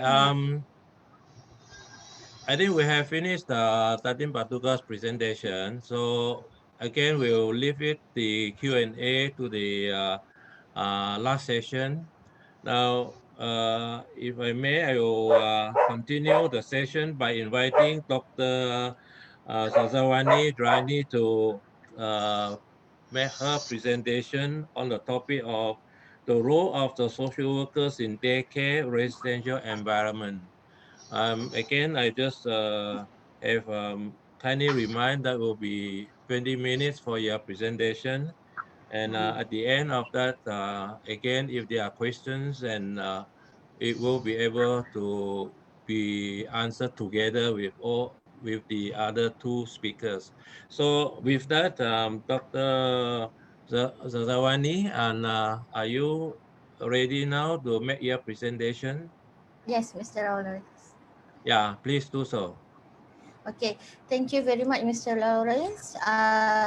First of all, I would like to thank to the organizer for inviting me for this session and allow me to speak in Malay. Alright, so for today, apa yang ingin saya sampaikan adalah perkongsian berdasarkan kepada perspektif kerja sosial yang melibatkan tentang pertubuhan yang menjaga ataupun memberi penjagaan kepada OKU seperti PPDK, mana-mana pertubuhan yang melibatkan kebajikan OKU. Okey, saya daripada Universiti Sains Malaysia selaku penyelaras bahagian kerja sosial. dan juga merupakan pengerusi pertubuhan pemulihan dalam komuniti ataupun kita panggil sebagai PPDK Kampus Induk yang baru setahun ditubuhkan dalam kampus induk USM. Saya akan ceritakan detail perkongsian juga berkaitan tentang PPDK Kampus Induk dan juga skop profesion kerja sosial itu sendiri dalam memberi perkhidmatan kepada golongan kurang upaya, terutamanya anak-anak yang dikasihi pelatih kita di PPDK dan juga di pusat jagaan. Okey, baik. Kita sedia maklum bahawa situasi COVID-19 beri tekanan, bagi impak kepada anak kurang upaya apabila dia tak dapat pergi ke PPDK, ke pusat jagaan untuk menjalani program ataupun aktiviti pemulihan untuk meningkatkan perkembangan dan juga kebolehan mereka. Okey, dan bukan sahaja kepada anak-anak OKU tetapi juga melibatkan ibu bapa. Apa yang boleh saya kongsikan kepada anda semua, social worker, ibu bapa yang ada bersama kita hari ini, okey, berdasarkan kepada situasi semasa, sebenarnya bila ketidakhadiran pelatih ke PPDK, mereka ini rindu antara satu sama lain.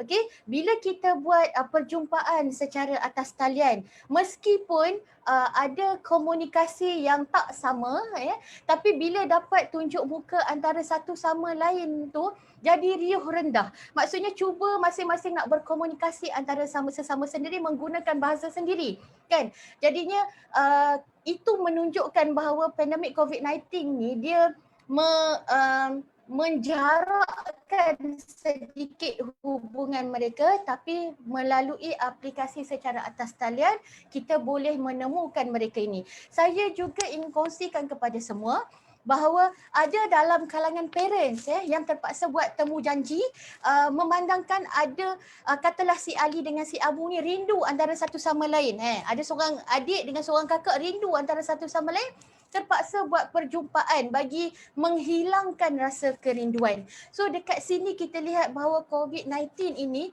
dia memberi satu kesan dari segi perhubungan, dari segi sosial antara kanak-kanak ini yang sebelum ni diorang jumpa secara face to face, sekarang jumpa secara maya.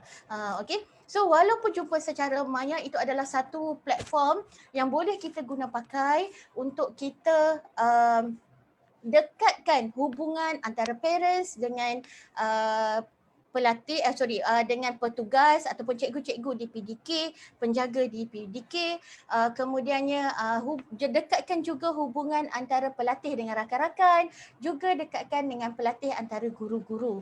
Okey, baik. Profession kerja sosial antaranya adalah satu profession yang mungkin ibu bapa di luar sana yang mungkin kurang jelas tentang apa dia sebenarnya kerja sosial ni. Kerja sosial adalah antara satu profession yang profesional yang memberikan perkhidmatan terhadap pelbagai kumpulan sasar bagi meningkatkan kefungsian sosial dan kesejahteraan hidup secara holistik. Maksudnya kerja sosial ni adalah satu profession yang memang mana dia perlu mendapatkan segulung ijazah yang diiktiraf oleh mana-mana universiti awam yang menawarkan program kerja sosial. Kemudiannya bergraduasi, sekiranya diterima bekerja, okey, mereka ini juga boleh akan berada di perkhidmatan kebajikan dan berkhidmat sebagai seorang pekerja sosial. Dan dia adalah profession yang sangat profesional. Okey, saya kongsikan sedikit bahawa MASW, Malaysian Association Social Worker, juga bersama-sama dengan barisan akademik yang diketuai oleh Profesor Dr. Azinda Azman sedang memperjuangkan Akta Profession Kerja Sosial yang mana dapat membantu golongan sasaran di pelbagai peringkat termasuklah golongan OKU. Okey. Maksudnya kita profession kerja sosial ini menerapkan ataupun memberi perkhidmatan intervensi untuk kita bantu ahli keluarga, kita bantu kumpulan sasaran untuk mereka ini dapat menjalani kehidupan seharian dan juga dapat meningkatkan kesejahteraan hidup. Sebab apa? Apabila parents yang berada dengan anak-anak OKU, mereka berada pada tahap berada dalam keadaan tekanan. Apabila kadang-kadang anak itu dilahirkan, kemudiannya disahkan OKU, penerimaan sementara nak dapat kuat, sementara nak dapat menerima keadaan anak tersebut kan, setiap ibu bapa inginkan anak yang sihat, anak yang normal, namun menjadi rezeki ditakdirkan oleh Tuhan untuk menerima anak OKU ini merupakan satu perkara yang perlu diterima sebaik mungkin, perlu dengan keadaan yang tenang, okey, perlu redha setengah ibu bapa kan. Ini mendatangkan kadang-kadang tekanan apabila proses perkembangan anak itu tidak berjalan seperti anak normal yang lain. Maksudnya memerlukan kita untuk lebih memberikan perhatian supaya kita dapat mempertingkatkan perkembangan mereka sama ada dari segi kognitif, motor halus, motor kasar dan sebagainya. So, bidang profession kerja sosial ini juga antara profession yang terlibat dalam memperkasakan kumpulan anak-anak istimewa dan juga ibu bapa supaya mereka ini dapat berada dalam komuniti dan mereka ini juga dapat menjalani kehidupan seperti biasa. Okey? Baik. Profession kerja sosial dan kebajikan kerja sosial ada kaitannya, yang mana kalau tadi profession kerja sosial adalah satu perkhidmatan yang melibatkan individu, iaitu seseorang yang bekerja sebagai pekerja sosial sama ada di mana-mana setting correctional ataupun setting penjara, setting gerontologi di rumah warga tua ataupun di jabatan kebajikan masyarakat atau di sekolah. Okey? Baik, tapi hari ini fokus kita lebih kepada anak-anak istimewa yang mana kebajikan sosial kebiasaannya, okey, agensi yang terlibat dengan kebajikan memberi perkhidmatan kepada golongan OKU, juga anak-anak istimewa ini lebih tertumpu kepada jabatan kebajikan masyarakat. Kerana dia merupakan satu sistem kebajikan sosial dan institusi yang menawarkan perkhidmatan pertolongan yang dilaksanakan secara tersusun dan terancang, direka untuk membantu individu dan kumpulan mencapai taraf hidup dan kesihatan yang lebih baik serta meningkatkan keharmonian hidup mengikut keperluan sesebuah keluarga dan masyarakat. So di bawah Jabatan Kebajikan Masyarakat, maka ada satu pertubuhan yang didaftarkan dengan ROS, iaitu Pertubuhan Pemulihan Dalam Komuniti. Yang mana kita tahu di Malaysia banyak pertubuhan ataupun PPDK ditubuhkan dalam kawasan komuniti untuk membantu keluarga yang mempunyai anak OKU atau kita panggil lebih mesra dengan anak istimewa. Okey? Baik. Kerja sosial dan anak istimewa ini yang mana kita menawarkan perkhidmatan, kita memberi perkhidmatan tanpa mengira jantina, tanpa kita mengira agama, tanpa kita mengira budaya. Kerana kita berpegang, okey, profession kerja sosial ini dia berpegang kepada keunikan individu, keunikan yang dibawa oleh sesebuah family, yang mana anak-anak ini, setiap family mempunyai latar belakang yang berbeza. Kita tidak, profession kerja sosial dia tidak memilih, oh anak kelas atasan, anak B40, kita lebih melayan kepada kelas atasan, kita menolak B40. Tidak. Profession kerja sosial memberi perkhidmatan secara adil dan saksama kepada semua kumpulan sasaran yang memerlukan perkhidmatan pertolongan profession kerja sosial. Jadinya beri pertolongan dan juga bantuan kepada golongan istimewa ataupun golongan OKU merupakan juga antara fokus profession kerja sosial. Okey. Baik, sebelum saya pergi kepada PPDK dan sebagainya, saya nak berkongsi kepada anda semua, mungkin pekerja sosial yang berada bersama kita sedia maklum dan dah faham apa itu nilai dan etika. Saya nak kongsikan kepada yang belum tahu bahawa profession kerja sosial ini sangat berpegang kepada nilai dan etika kerja sosial. Okey, yang mana memang pergilah mana-mana pun kita akan berpegang kepada nilai. Kes yang kita kendalikan, apa bentuk kes yang kita kendalikan pun kita berpegang kepada nilai dan etika kerja sosial yang diketengahkan oleh National Association Social Worker, okey, NASW. pekerja sosial yang kompeten atau pekerja sosial yang berpengetahuan, yang cekap, okey, berpegang kepada nilai dan etika kerja sosial semasa memberi perkhidmatan. Ini tak boleh lari. Okey, ini memang perlu dipegang oleh seorang pekerja sosial. Okey, nilai profesion diwujudkan agar pekerja sosial tidak menggunakan nilainya sendiri yang boleh mempengaruhi diri seorang klien.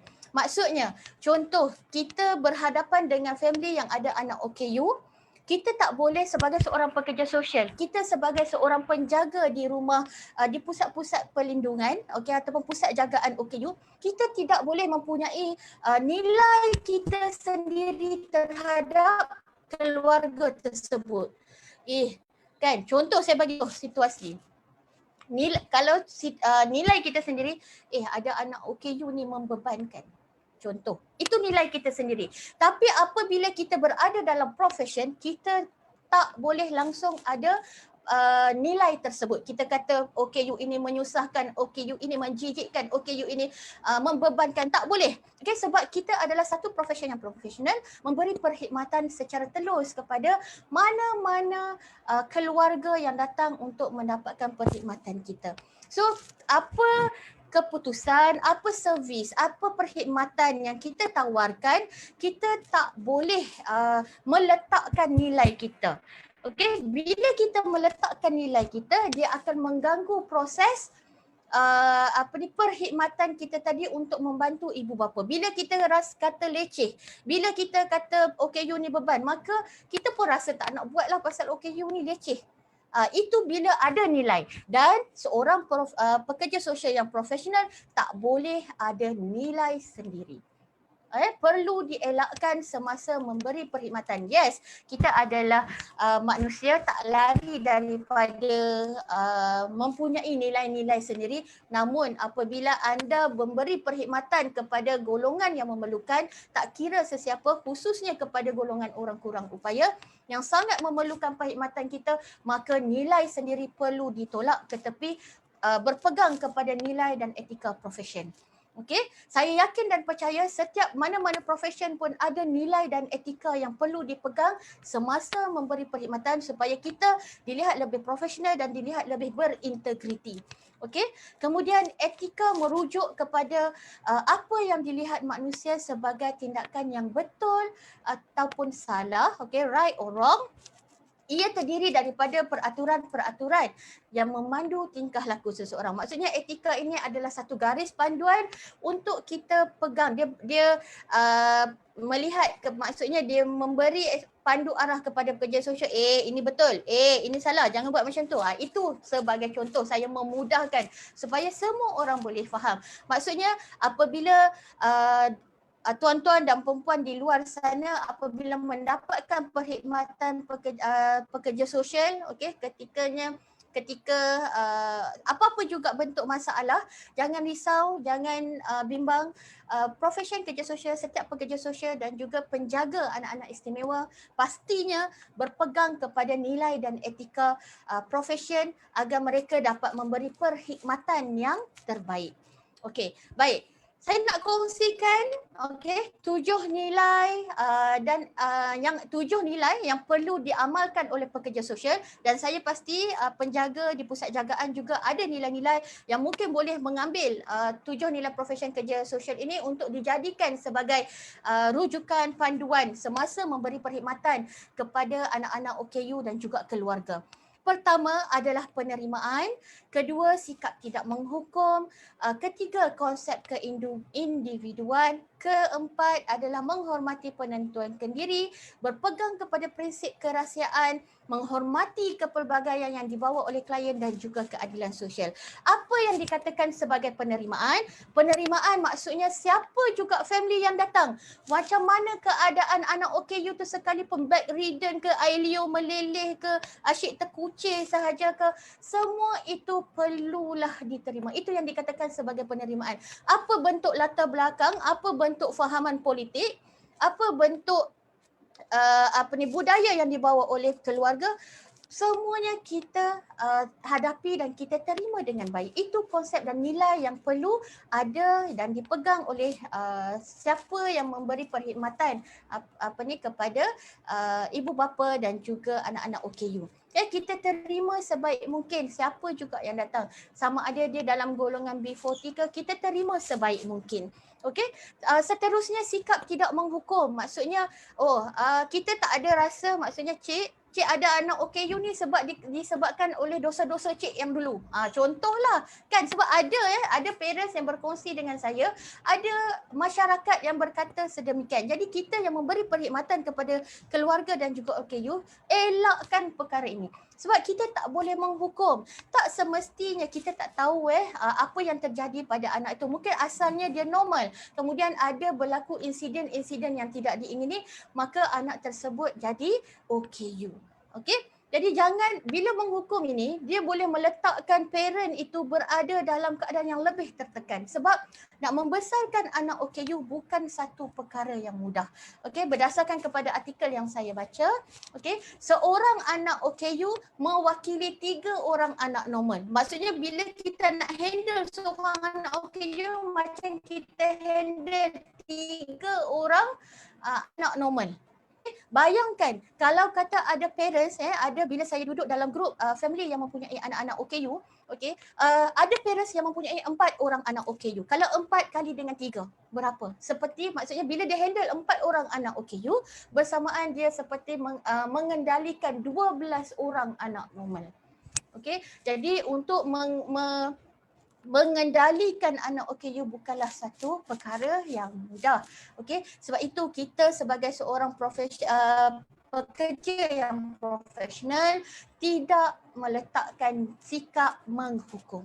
Okey, kemudian konsep keindividuan, konsep keindividuan, kita percaya bahawa setiap manusia itu unik.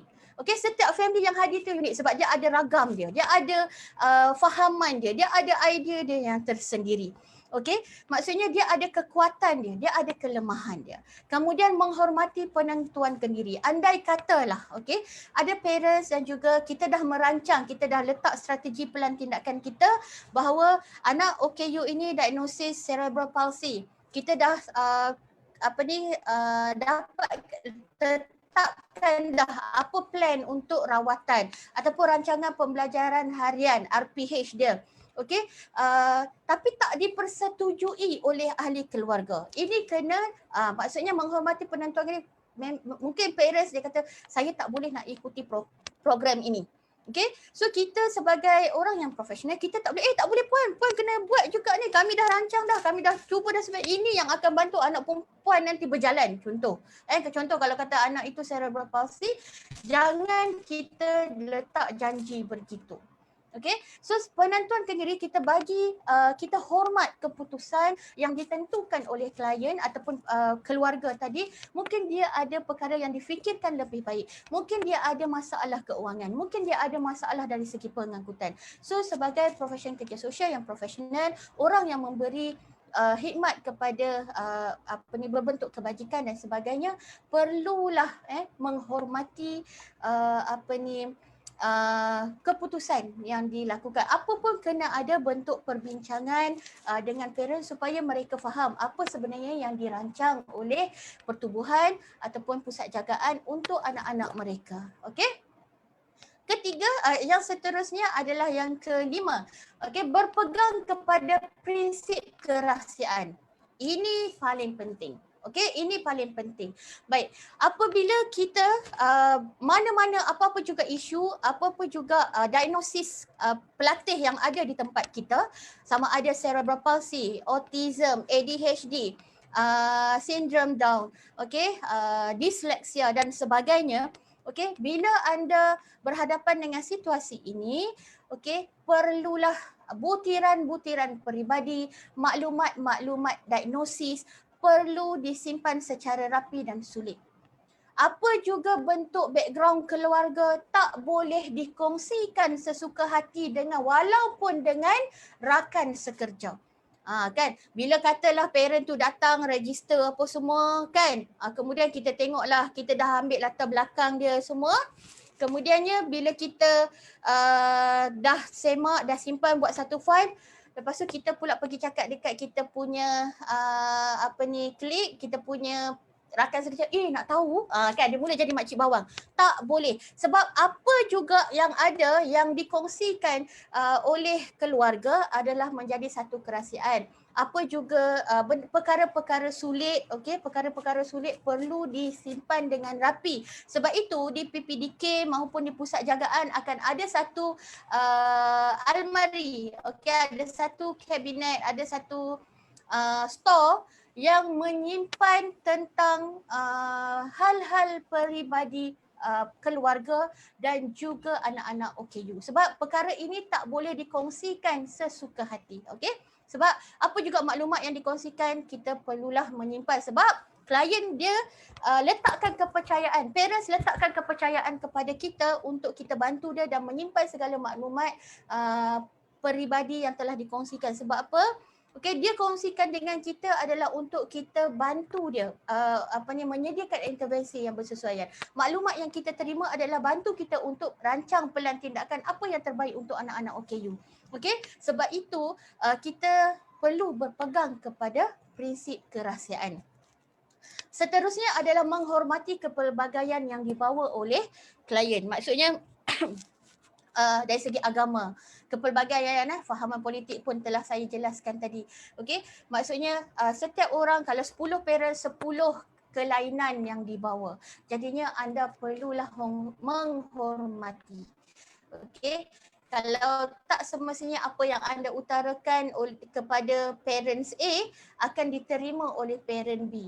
Jadinya awak kena hormati dan kena ada negotiate. Maksudnya kena ada juga discussion ataupun perbincangan yang baik dengan keluarga. Dan seterusnya adalah keadilan sosial yang mana setiap perkhidmatan perlulah diberi dengan sama rata telus dan penuh berintegriti. Okey, tak adalah nanti kalau kata ada 20 pelatih, 30 pelatih kat situ, 15 sahaja yang dapat perkhidmatan, 15 lagi dibiarkan. Tak boleh. Perlulah ada kesamarataan dalam setiap perkhidmatan yang diberikan. Okey, itu nilai. Okey, so saya harap apa yang saya kongsikan ini sedikit sebanyak memberi pengetahuan dan juga kefahaman kepada anda di luar sana bahawa ini adalah nilai yang dipegang oleh seorang pekerja sosial ketika memberi perkhidmatan sama ada kepada semua kumpulan sasaran, termasuklah kumpulan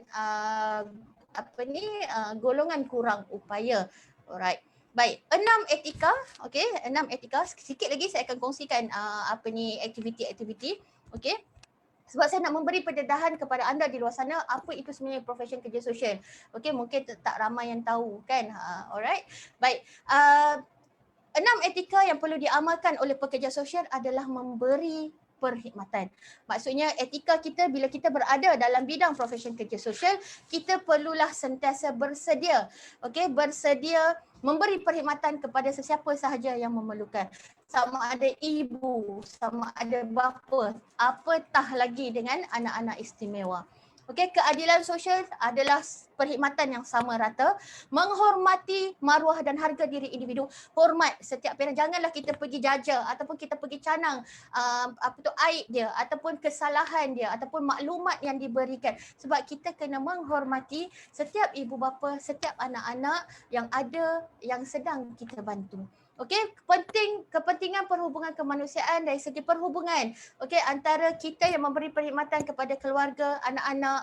Okey, perlu ada connection, perlu ada bonding yang bagus supaya apa juga bentuk pelan rancangan tindakan ataupun apa juga bentuk aktiviti yang kita rancang, okey, mendapat persetujuan dan senang untuk kita berkomunikasi dengan parents. Dan seterusnya adalah kejujuran dan integrasi setiap pemberi perkhidmatan. Contohnya profession kerja sosial, pekerja sosial itu sendiri, pekerja di pusat jagaan itu sendiri perlulah menjalankan tanggungjawab anda sebagai petugas, penyelia dan sebagainya dengan jujur dan penuh integriti, dengan penuh disiplin, okey, yang mana tak adalah pergi cubit budak itu, pergi tanpa nak tidurkan dia, jangan sebab kita ada etika. Okey, etika pekerjaan kita guide kita bahawa mencubit, memukul dan sebagainya dan sebagainya, itu adalah satu perbuatan yang salah. Kan bila rasa tertekan dengan anak OKU, sekejap-sekejap nak kena angkat pergi toilet, buat toilet training kan, kemudian tak sempat angkat tercicir, nak kena mop, nak kena bersihkan. So, anda juga bermain dengan emosi. Tapi ingat, semasa anda memberi perkhidmatan, anda terikat dengan nilai dan etika profession anda sendiri untuk memberi perkhidmatan yang terbaik. Okey? Ingat, tak ada anak-anak ini tak ada kerja. Kan, sebab tu kena kerja dengan ikhlas, dengan jujur. Dengan situasi pandemik COVID-19 saya, ramai orang kehilangan kerja. Jadi apabila anda berada dalam profession tersebut, bekerjalah dengan penuh keikhlasan dan seikhlas hati anda, kerana mereka ini adalah golongan yang sangat memerlukan perkhidmatan dan bantuan anda.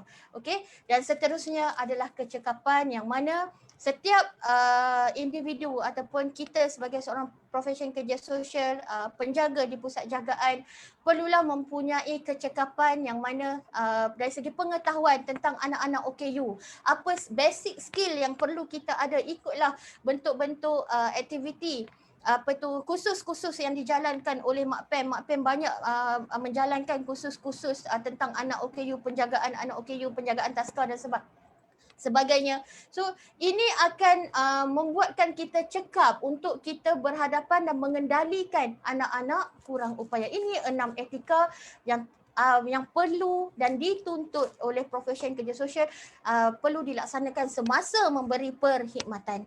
Okey? Baik. Tips penting bagi pekerja sosial dan pekerja di pusat jagaan, empathy. Saya ambil perkataan empathy. Okey, penting bagi sesiapa yang memberi perkhidmatan kepada ibu bapa dan anak-anak OKU, perlu ada sifat empathy, bukan simpati. Okey, empathy adalah kita meletakkan diri kita seperti parent yang mempunyai anak OKU. So di situ bila kita rasa kita seolah-olah mempunyai anak OKU, jadi anak-anak yang ada di tempat kita ini, kita akan rasakan seperti adik, anak kita yang kita nakkan perkembangan yang baik, perkembangan yang bagus untuk mereka. So pertama adalah empowerment. Perlu bagi kita untuk memperkasakan parent, perlu bagi kita untuk memperkasakan anak-anak OKU. Okey, yang seterusnya adalah kita juga perlu memberi motivasi kepada parents supaya ini program yang kita laksanakan, kita rancangkan untuk anak-anak, parents kena terlibat. Kadang-kadang parent ni dia bila tekanan, okey, saya setuju dengan Dr. Salimah tadi, okey, kata parent dia anak OKU dia kalanya ada mempunyai masalah kesihatan mental, okey, masalah kesihatan mental. Sebab dia terlampau risau, dia terlampau takut kan, tambah dengan COVID-19 ni anak cepat terdedah dan sebagainya.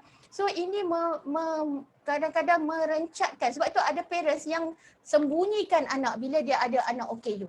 Okay, so kita empower, kita motivate parents bahawa mereka perlu dedahkan anak-anak dengan persekitaran luas supaya perkembangan dia lebih baik. Okay? Dan kita sebagai seorang yang berperkhidmatan perlu ada passion. Ini penting, kita bekerjalah dengan baik, bekerjalah bila anda berada dengan anak-anak OKU, dengan parents yang mempunyai anak OKU, passion itu kena ada. Barulah perkhidmatan dan servis yang awak berikan itu jujur dan ikhlas. Okay?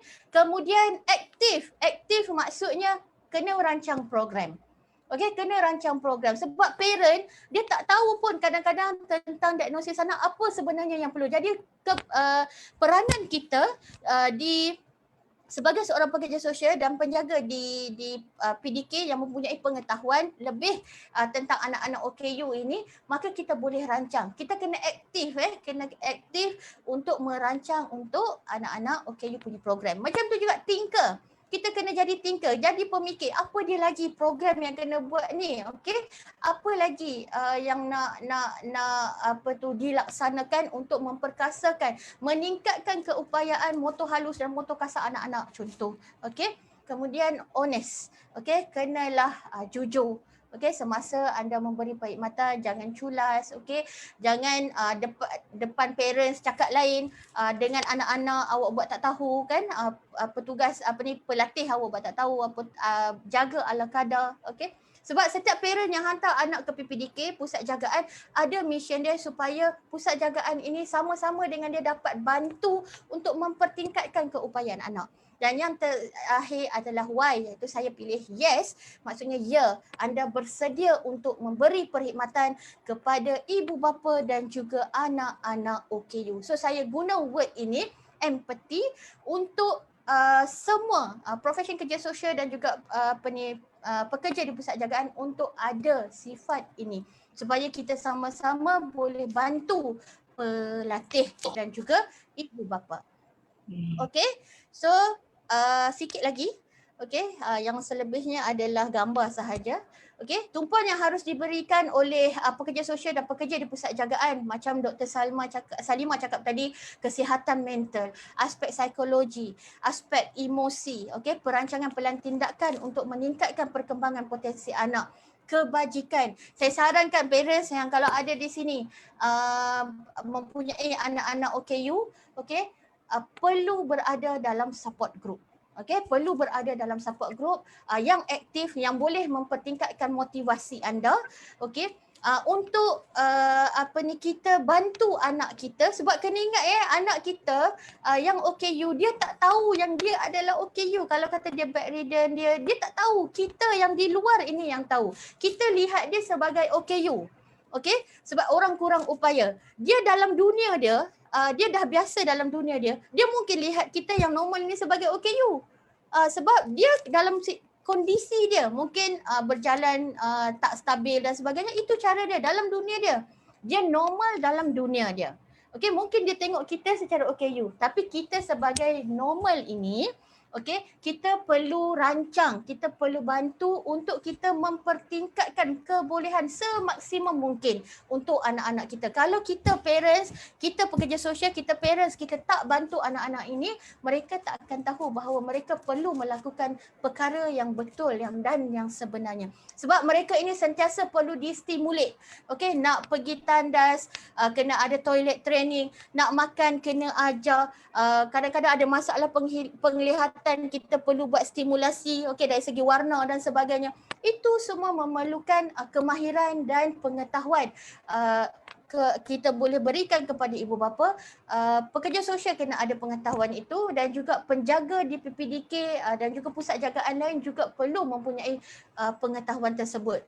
Bentuk aktiviti yang perlu dilakukan, latihan juga turut perlu diberikan kepada ibu bapa supaya tidak ada penggantungan kepada pusat jagaan. Okey, kalau di USM, okey, USM mempunyai PPDK, okey, mengamalkan konsep training of trainers, yang mana kita sentiasa menyediakan program-program keibubapaan, teknik dan juga pengetahuan tentang penjagaan anak OKU. Dan secara tak langsung itu memberi, maksudnya parents bila ada pengetahuan dan kemahiran, balik dia boleh buat dekat rumah. Okey, dia tak hanya bergantung bila hantar dekat PDK. PDK memang struggle bantu perkembangan anak-anak OKU, tapi bila balik tak buat apa. No point. Jadinya perlu ada latihan keibubapaan. Cikgu di PDK, pelatih di petugas penyedia di PPDK perlu ajar juga kepada parent supaya mereka faham. So bila ada kombinasi ini, maka perkembangan anak-anak akan lebih efektif, akan lebih berjaya. Dan seterusnya adalah dari segi intervensi, kita perlu menyediakan intervensi kepada klien dan juga anak OKU.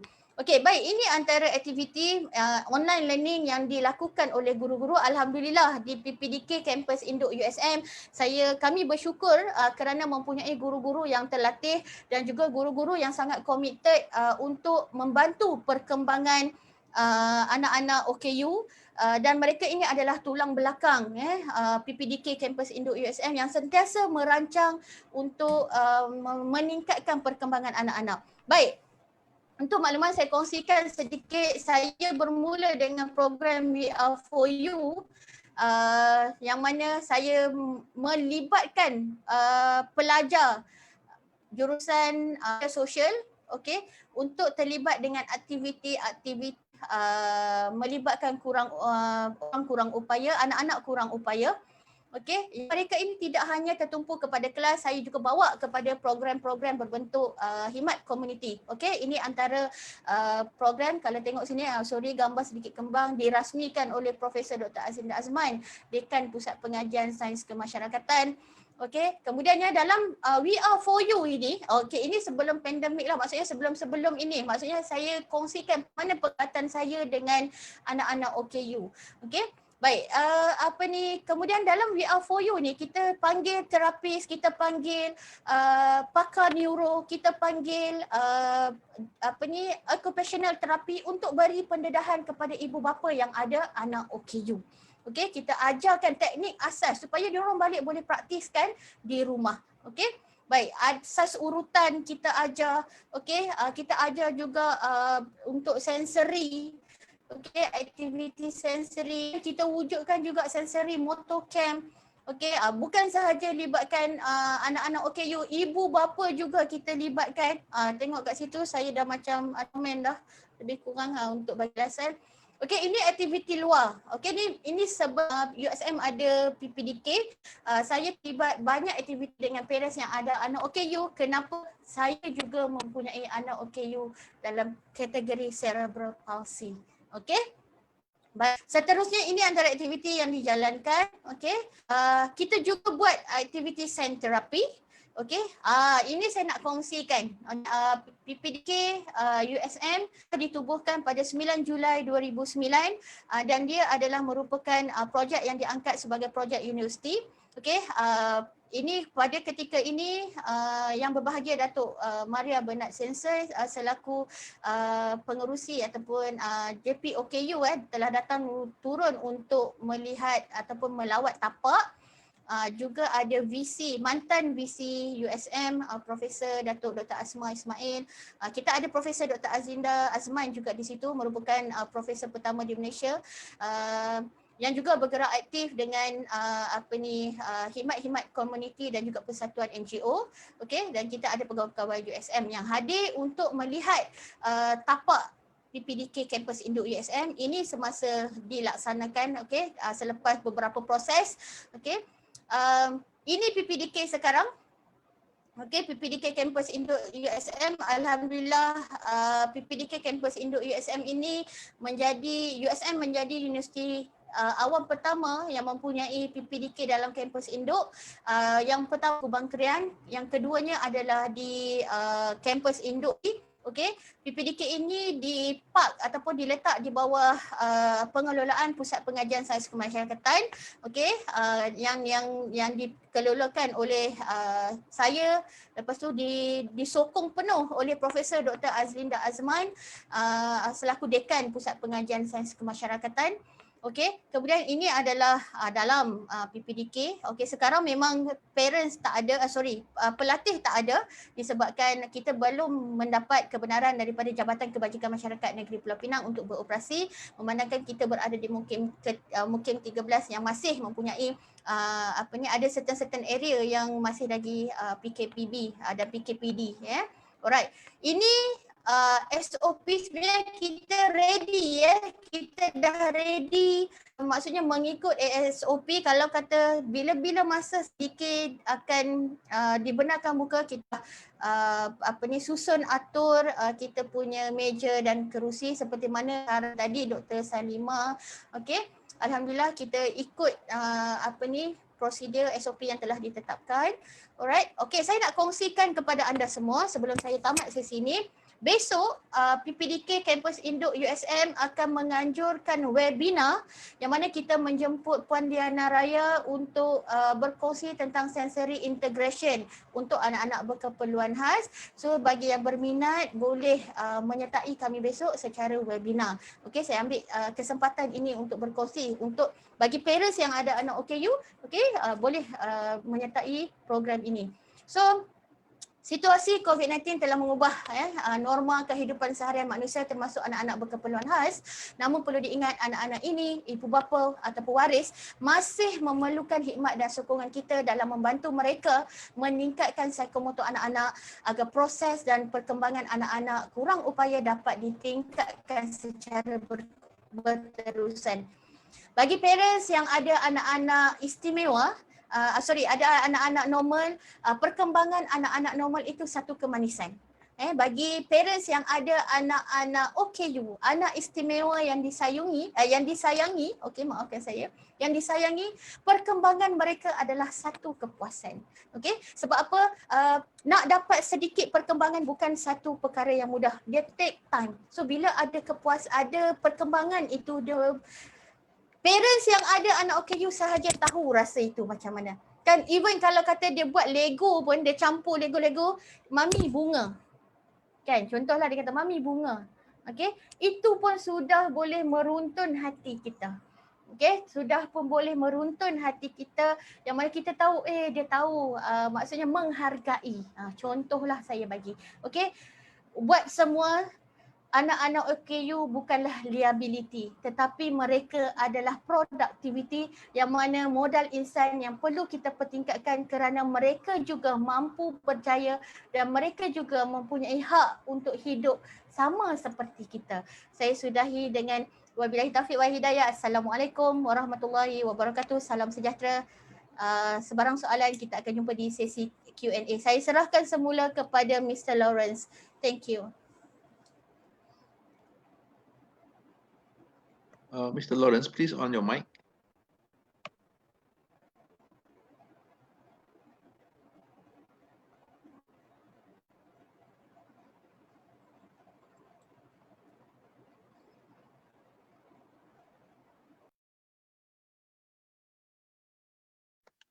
Mr. Lawrence, kindly unmute your mic. Okay. All right. So you can hear me, yeah? Thank you very much, Dr. Syazwani. We've heard a lot on your presentation on the role of social workers in the setting, in the daycare setting or residential environment. Now I think this is the time for receiving Q&A. So far, let me check whether we have any questions so far. Mr. Teo, do you have any questions? No, there's no question from FB Live, nor from this platform. But if any, Mr. Lawrence, you can ask to see if any participants would like to ask questions. Yeah. Now, this is directed to all the participants. I'm sure the three speakers have presented the views and the sharing on the respective expertise. So I'm sure you have some thing that you want to ask or any questions for clarification or anything else. That this is a time for you to ask. You can ask direct, or you can also write in the chat box. So are there any questions? Leave it to you now.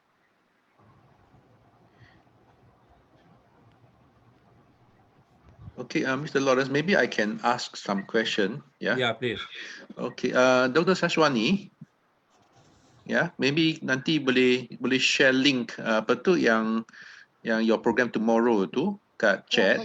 Ya, untuk supaya mana-mana peserta yang berminat ya untuk boleh join program besok ya. Okay, ya. Okay, my question to Datin Paduka Khatijah ya. Yes. Yeah, because I know you personally and I've listened to you from time to time on the situation in Cheshire home during lockdown. Yeah. So you mentioned about the the loneliness, the feel of anger, frustration felt by the residents. What about your workers also, because they were stranded? Yes, that's true. The workers also, but fortunately, somehow or other, they have the support by their families. the husbands, we call them the children. Somehow rather, it is such a lovely understanding, close-knit. They understand that the caregivers have to do the work and have to be locked in Cheshire home. And that is something that I'm really, really grateful. And I will follow up with the family also time to time to let them know how they're getting on and all that.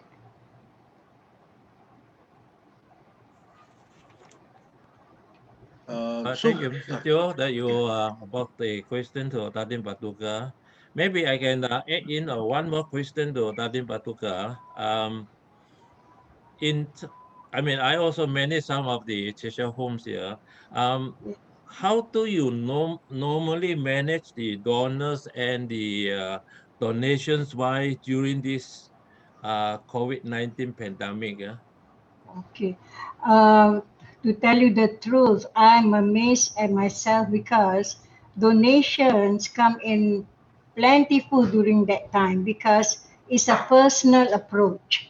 I send by email to let them know our situation, and somehow or other, they just come in, keep calling and say that, okay, what do you want, is the food there? But of course, it's abundant of food people giving, but the main thing is that is the cash because we were down at that time. But suddenly we pick it up because it's a personal touch because I stay in being locked down in the office, and that was my work, phoning up overseas and to make sure that we are covered, how to sustain ourselves, and we have cash flow projection done so that we understand the months that we are going through and how much do we need to focus so that we can sustain ourselves. Thank you very much for that kind of response. Maybe I have another, while waiting for the others to come up with questions, maybe I have one question to Dr. Salimah. Dr. Salimah, okay. We know that there are a lot of beautiful SOPs that are in place. But with you, what do you think about the compliance status of the SOP in your BDK?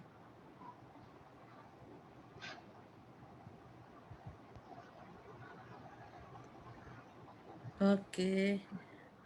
Compliance. Yes. First kita tengok diri kita lah. Sorry. Ya, PDK pun baru ada PDK, macam Dr. Syazwani cakap tadi ya. Macam PPDK Pulau Pinang pun belum beroperasi. Ya. Jadi susah jugalah kita nak tengok compliance. Tapi once kita pernah dibenarkan masuk, so kita harapkan kita punya core officer dari Kementerian Kesihatan, kita punya medical outreach daripada pasukan Kementerian Kesihatan akan bersama-sama lah untuk mengamalkan pembudayaan norma baru. So kalau kita boleh melakukan pembudayaan norma baru, insyaAllah compliance akan baguslah. Kalau mana-mana kita community yang rasa ada PDK yang tak compliance, boleh report, boleh buat aduan di Pejabat Kesihatan Daerah dan kita akan turut dengan penguatkuasaan lah. Yeah, that's good. Okay, Mr. Teo, do you have something for us? Saya nak share sikit lagi. Yeah, please. Yeah. Okay, saya nak share sikit lagi. Kalau antara dokumen yang ada antara dokumen international yang ada khas untuk OKU adalah daripada United Nations ya. Kalau kita buka dalam United Nations punya policy brief ya, Disability Inclusive Response to COVID-19 ya, ada empat perkara yang ditekankan ya. Pertama adalah ensure accessible public health information. So maksudnya maklumat tu maklumat yang mudah dicapai, yang boleh dibaca dengan ringkas, yang mungkin banyak kena dalam bentuk infografik, sebab ada anak-anak kita OKU yang dalam kategori pembelajaran mungkin kurang faham atau susah nak faham dalam bentuk-bentuk tulisan. So infografik adalah yang terbaik lah. So boleh layari infografik yang kami ada di Info Sihat. Dan kalau di lain-lain yang kita pernah jumpa adalah daripada website Hong Kong. Hong Kong ada buat Easy Read, Easy Read Prevention Guidelines. So itu memang agak mudah lah. So first, dan lain-lain lagi mungkin dalam bentuk braille, dalam bentuk thank you for jurubahasa isyarat. That's also accessible information. Kalau tak ada jurubahasa isyarat, tak sampai kita punya maklumat-maklumat ni. Yes, jadi kita kena make sure first accessible information dalam banyak-banyak bentuk lah. Termasuk juga kalau kita mampu dalam banyak bahasa lah. Tapi dalam masa ini di Kementerian Kesihatan, kebanyakan 90% maklumat kita adalah dalam bahasa Melayu, sedikit sangatlah dalam bahasa Inggeris. Tiada dalam bahasa Mandarin dan bahasa Tamil lagi lah. Jadi kita mengalu-alukan lah kalau ada NGO atau guru atau yang mahu bersama atau mahu buat translation lah. Itu pertama dalam policy brief maklumkan ensure accessible information. Yang kedua adalah berkaitan dengan implement protective measure. Jadi berkaitan dengan protective measure tu berkaitan dengan alat-alat pelindungan diri lah. Contohnya macam pelitup muka, mask. Memang mask wajib, tapi untuk orang anak-anak kita yang tak boleh kendalikan, tak semestinya wajib lah. Jadi kita kena make sure lah benda-benda macam tu. Jangan bawa anak pergi tempat sesak, jangan anak bawa anak pergi tempat sempit. Bila kita pergi tempat sesak, tempat sempit, kita wajib pakai protective measure tersebut. Okey. Yang ketiga adalah ensure accessibility to services. Terutamanya kemudahan datang ke pusat-pusat rawatan lah. Ke pusat-pusat saringan. Okey. Yang satu lagi tadi yang ensure protective measure tadi juga adalah berkaitan dengan kemudahan-kemudahan hand sanitizer, cuci tangan. Kita kena ingat orang berkerusi roda, jadi cuci tangan kena rendah sikit. You kerdil. So first accessible information, second protective, third kemudahan untuk mendapatkan rawatan. Macam mana tadi Datuk Paduka menyatakan mereka lockdown and then ada berlaku kematian and then grief, begitu macam jatuh di tipan tangga lah. Jadi nak keluar nak dapatkan rawatan tak boleh. Jadi benda macam tu kita kena ada link lah untuk ensure accessibility to medical services. Dan last sekali make mental health intervention lah.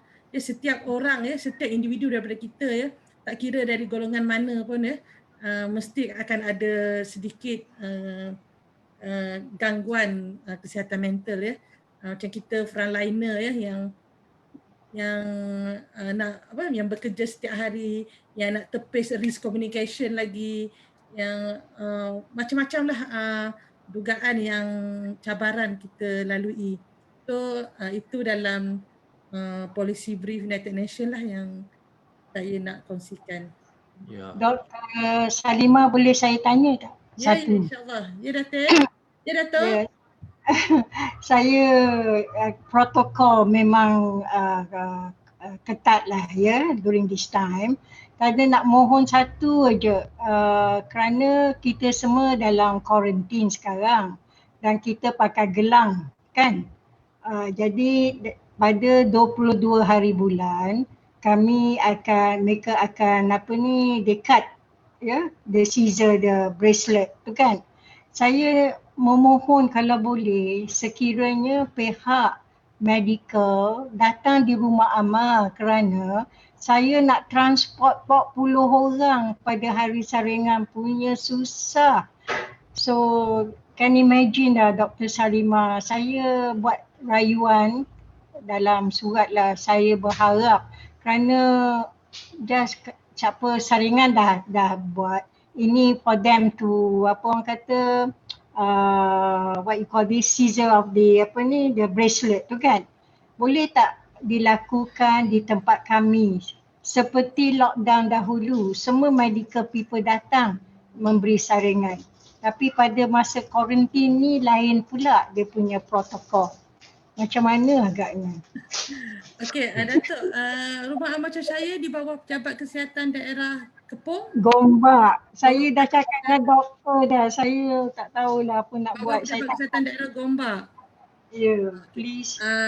Datuk, saya kena semak dulu SOP proses Kalau- di CPRC. Nanti saya PM Datuk ya. Terima kasih. Impossible lah.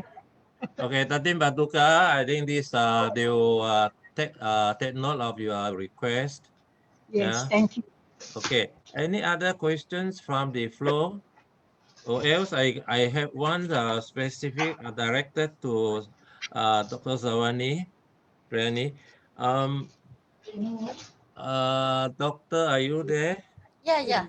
Okay. As you know, probably social workers are very highly praised or highly demand in the society. Yeah. Now, in your PDK, in your experience, how many of the PDKs in Malaysia do have professional social workers in their workforce? Do you have any idea? Okay, thank you Mr. Lawrence. Okay, untuk makluman, PPDK di seluruh Malaysia, mereka kebanyakannya bukanlah terdiri daripada petugas ataupun penyelia yang mempunyai background dalam social work, okay? Dan mereka bukanlah pekerja sosial. Namun mereka ini sentiasa diberi latihan oleh Jabatan Kebajikan Masyarakat. Mereka juga mengikuti program-program yang dilakukan oleh MAKPEM, okey, untuk memberi pendedahan kepada mereka tentang bagaimana penjagaan dan rawatan pemulihan yang bersesuaian diberikan kepada anak-anak OKU.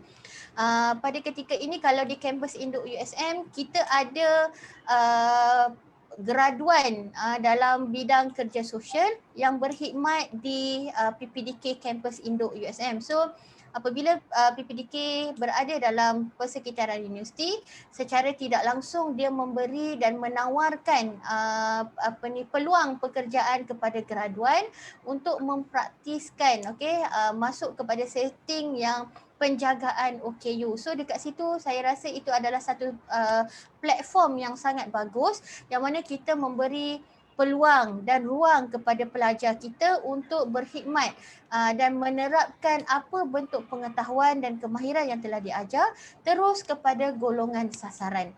So untuk ketika ini kebanyakan pelatih dan juga penyelia di di PPDK di seluruh Malaysia, kebanyakan mereka bukanlah terdiri daripada individu ataupun yang mempunyai latar belakang dalam bidang kerja sosial, namun mereka menambah pengetahuan dan kemahiran berdasarkan kepada program dan aktiviti yang mereka ikuti. Okay, thank you Mr. Lawrence. Thank you so much for the additional information, maklumat tambahan yang agak berguna ini. Okay, I don't know whether any more questions that are in place. The time is also drawing near. Now, if there is no other questions, perhaps I will close the session of Q&A, and that left me behind to say a big thank you to the three speakers who are the Datin Paduka, Khatijah Sulaiman, Dr. Salimah Othman, dan also Dr. Syazwani Drani. Thank you so much. Let us give us applause. Now, I think for the continuing of this webinar, I will now return back the floor to the host. Mr. Teo, the floor is yours now. Can you take on? Thank you. Yes, thank you.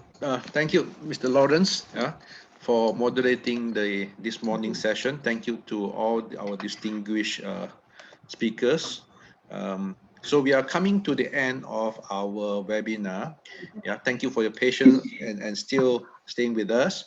Okay, before we go to the next session, okay, I have just posted the feedback form in the chat. So I would like to invite all participants to give your feedback, yeah, because this is very important for us to improve, the running of webinar in the future. Yeah. Okay. So we are coming to the end of our last item of our webinar. So I would like now to invite Mrs. Amy Bala, Vice President of MASW, to give her closing remarks. Yeah, Puan Amy. Thank you, Teo. Hear me, Teo? Yeah, okay. Thank you so much. I think this two and a half hours has been so inspiring. But before I go to any other further details, I'd like to thank first and foremost UNICEF for supporting us in all our endeavors working with children. Also our other two working partners, which is MAKPEM, who has been highlighted by Dr. Syazwani as being very proactive in running courses for the disabled. Also Dr. Salimah, who spoke so well, regarding the SOPs. I also thank our partner, Childline, who introduced this SOP project to MSW. It was so well spent, as I said. We had this fantastic moderator who's so experienced in this field. He's also a social worker. He has spent so much of time with the community, and he was able to bring together and recap all the sessions so well. Our speakers, what can I say? Dr. Salimah, you was really very, very inspiring. Your SOPs were so clear, and you not only did shared SOPs, but you also shared the links. You also shared about infographics, and you gave us the psychosocial tips. I think that was really good. And the phone numbers attached to your psychosocial tips will not only be useful for parents, but also other social workers, those who are working at daycare centers, and those who are working at residential care. So thank you so much. Dr. Datin Paduka, Khatijah, our icon for disability services, thank you. I think your clear experience with the Cheshire inmates or residents during COVID was so endearing. We could actually feel your experience with them. And I think that replicates with all other residential care during the COVID and even now, where they find it challenging, especially if the resident cannot really express their feelings.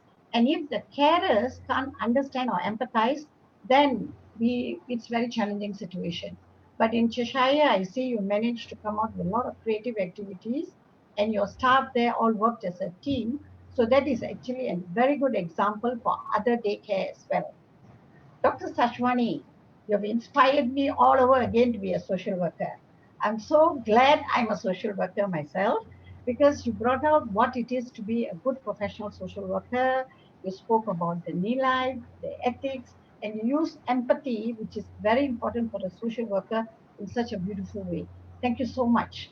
I think people listening to you now, many of them will be inspired actually to be a social worker.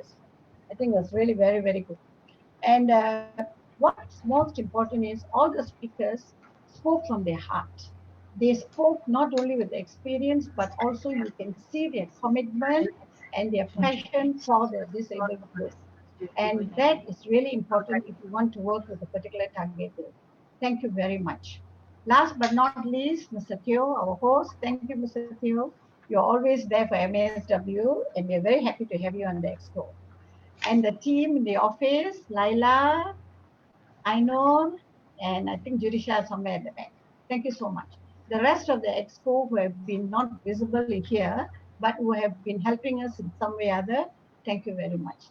To all the participants who logged on and stayed to the end, keep looking out. Next year, we'll run more webinars for you. Thank you. Thank you.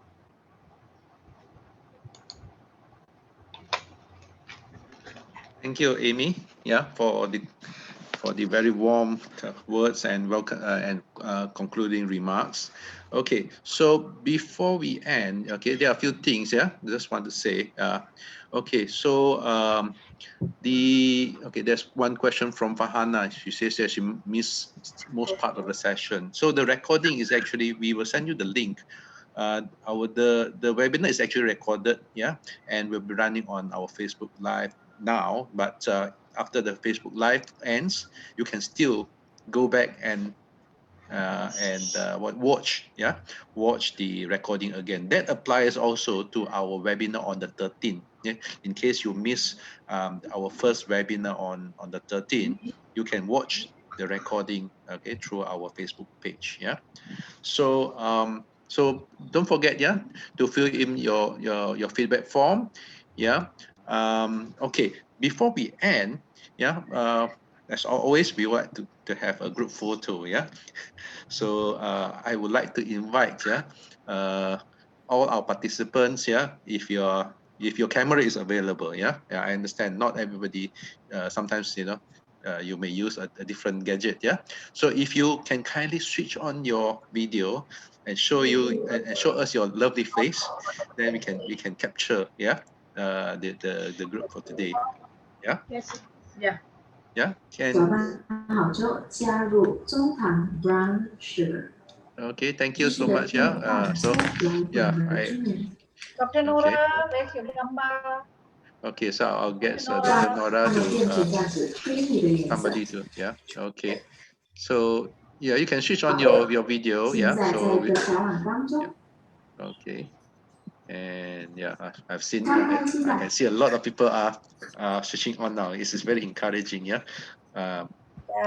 Okay. The only thing that we may not do in our webinar is actually for interaction among our participants. Yeah. Maybe this is something we can improve on. Yeah. Next time. Yeah. Okay. But So it's many interesting. don't Yeah. Yeah. have Yeah. Okay. video So on. Laila is or Nur Ajun. Who is Nur Ajun? yeah. Nah. Okay. I'll start with the first. Okay. Okay, smile. Okay, next one. Next one, Prof. Azlinda. Okay.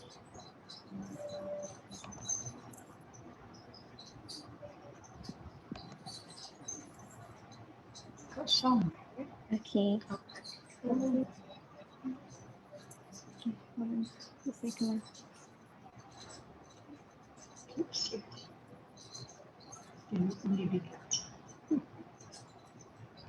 Okay, Laila. Second one. Second one. Ramai lagi tak buka kamera. Okay. Where's We Datin will. Paduka? Yeah. Datin Paduka. It's Yes. okay. Yeah.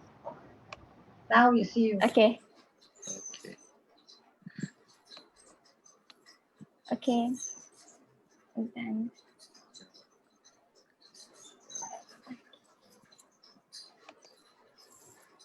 Actually, we have Dr. Ling Hao Ki online as well. She just posted, yeah, he just posted thank you, yeah, extension appreciation to MASW. Actually, Dr. Ling Hao Ki was retired from UNIMAS. She's our life member, and she was also the founder and first director of the Center of Disability Studies at UNIMAS. Yeah.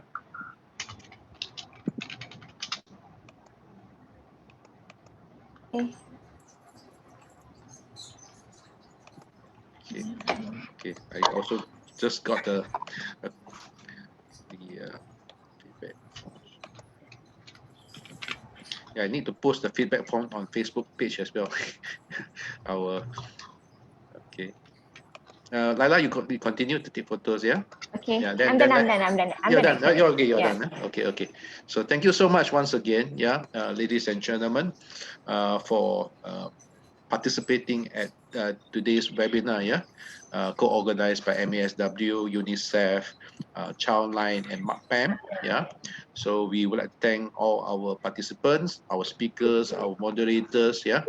So we apologize, if any shortcoming, yeah, and in hosting the webinar, yeah.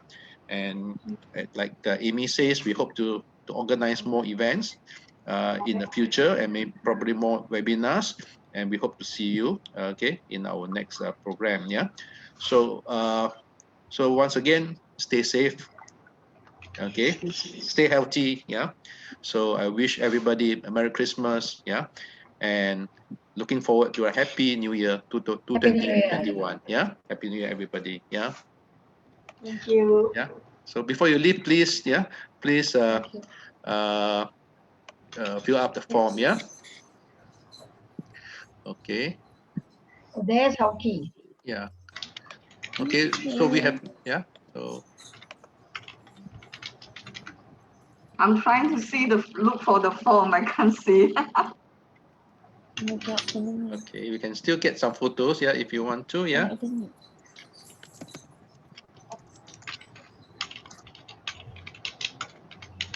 Thank you again, Lawrence. 21. Keep safe.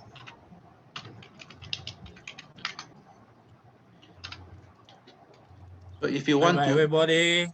yeah. Bye, Lawrence. See you. Yeah, see you. See you. I don't know when. Physically, I don't know when to see you. Yeah, give me a call, please, Lawrence. I want to talk to you. Yeah, I welcome you all to Sabah. If you dare to fly over. I have 2 road shows to do in Sabah. Dr. Ling, it's good to see you in this webinar. Hi, good to see you, Lawrence. Yeah. So Yeah. how is your the institute in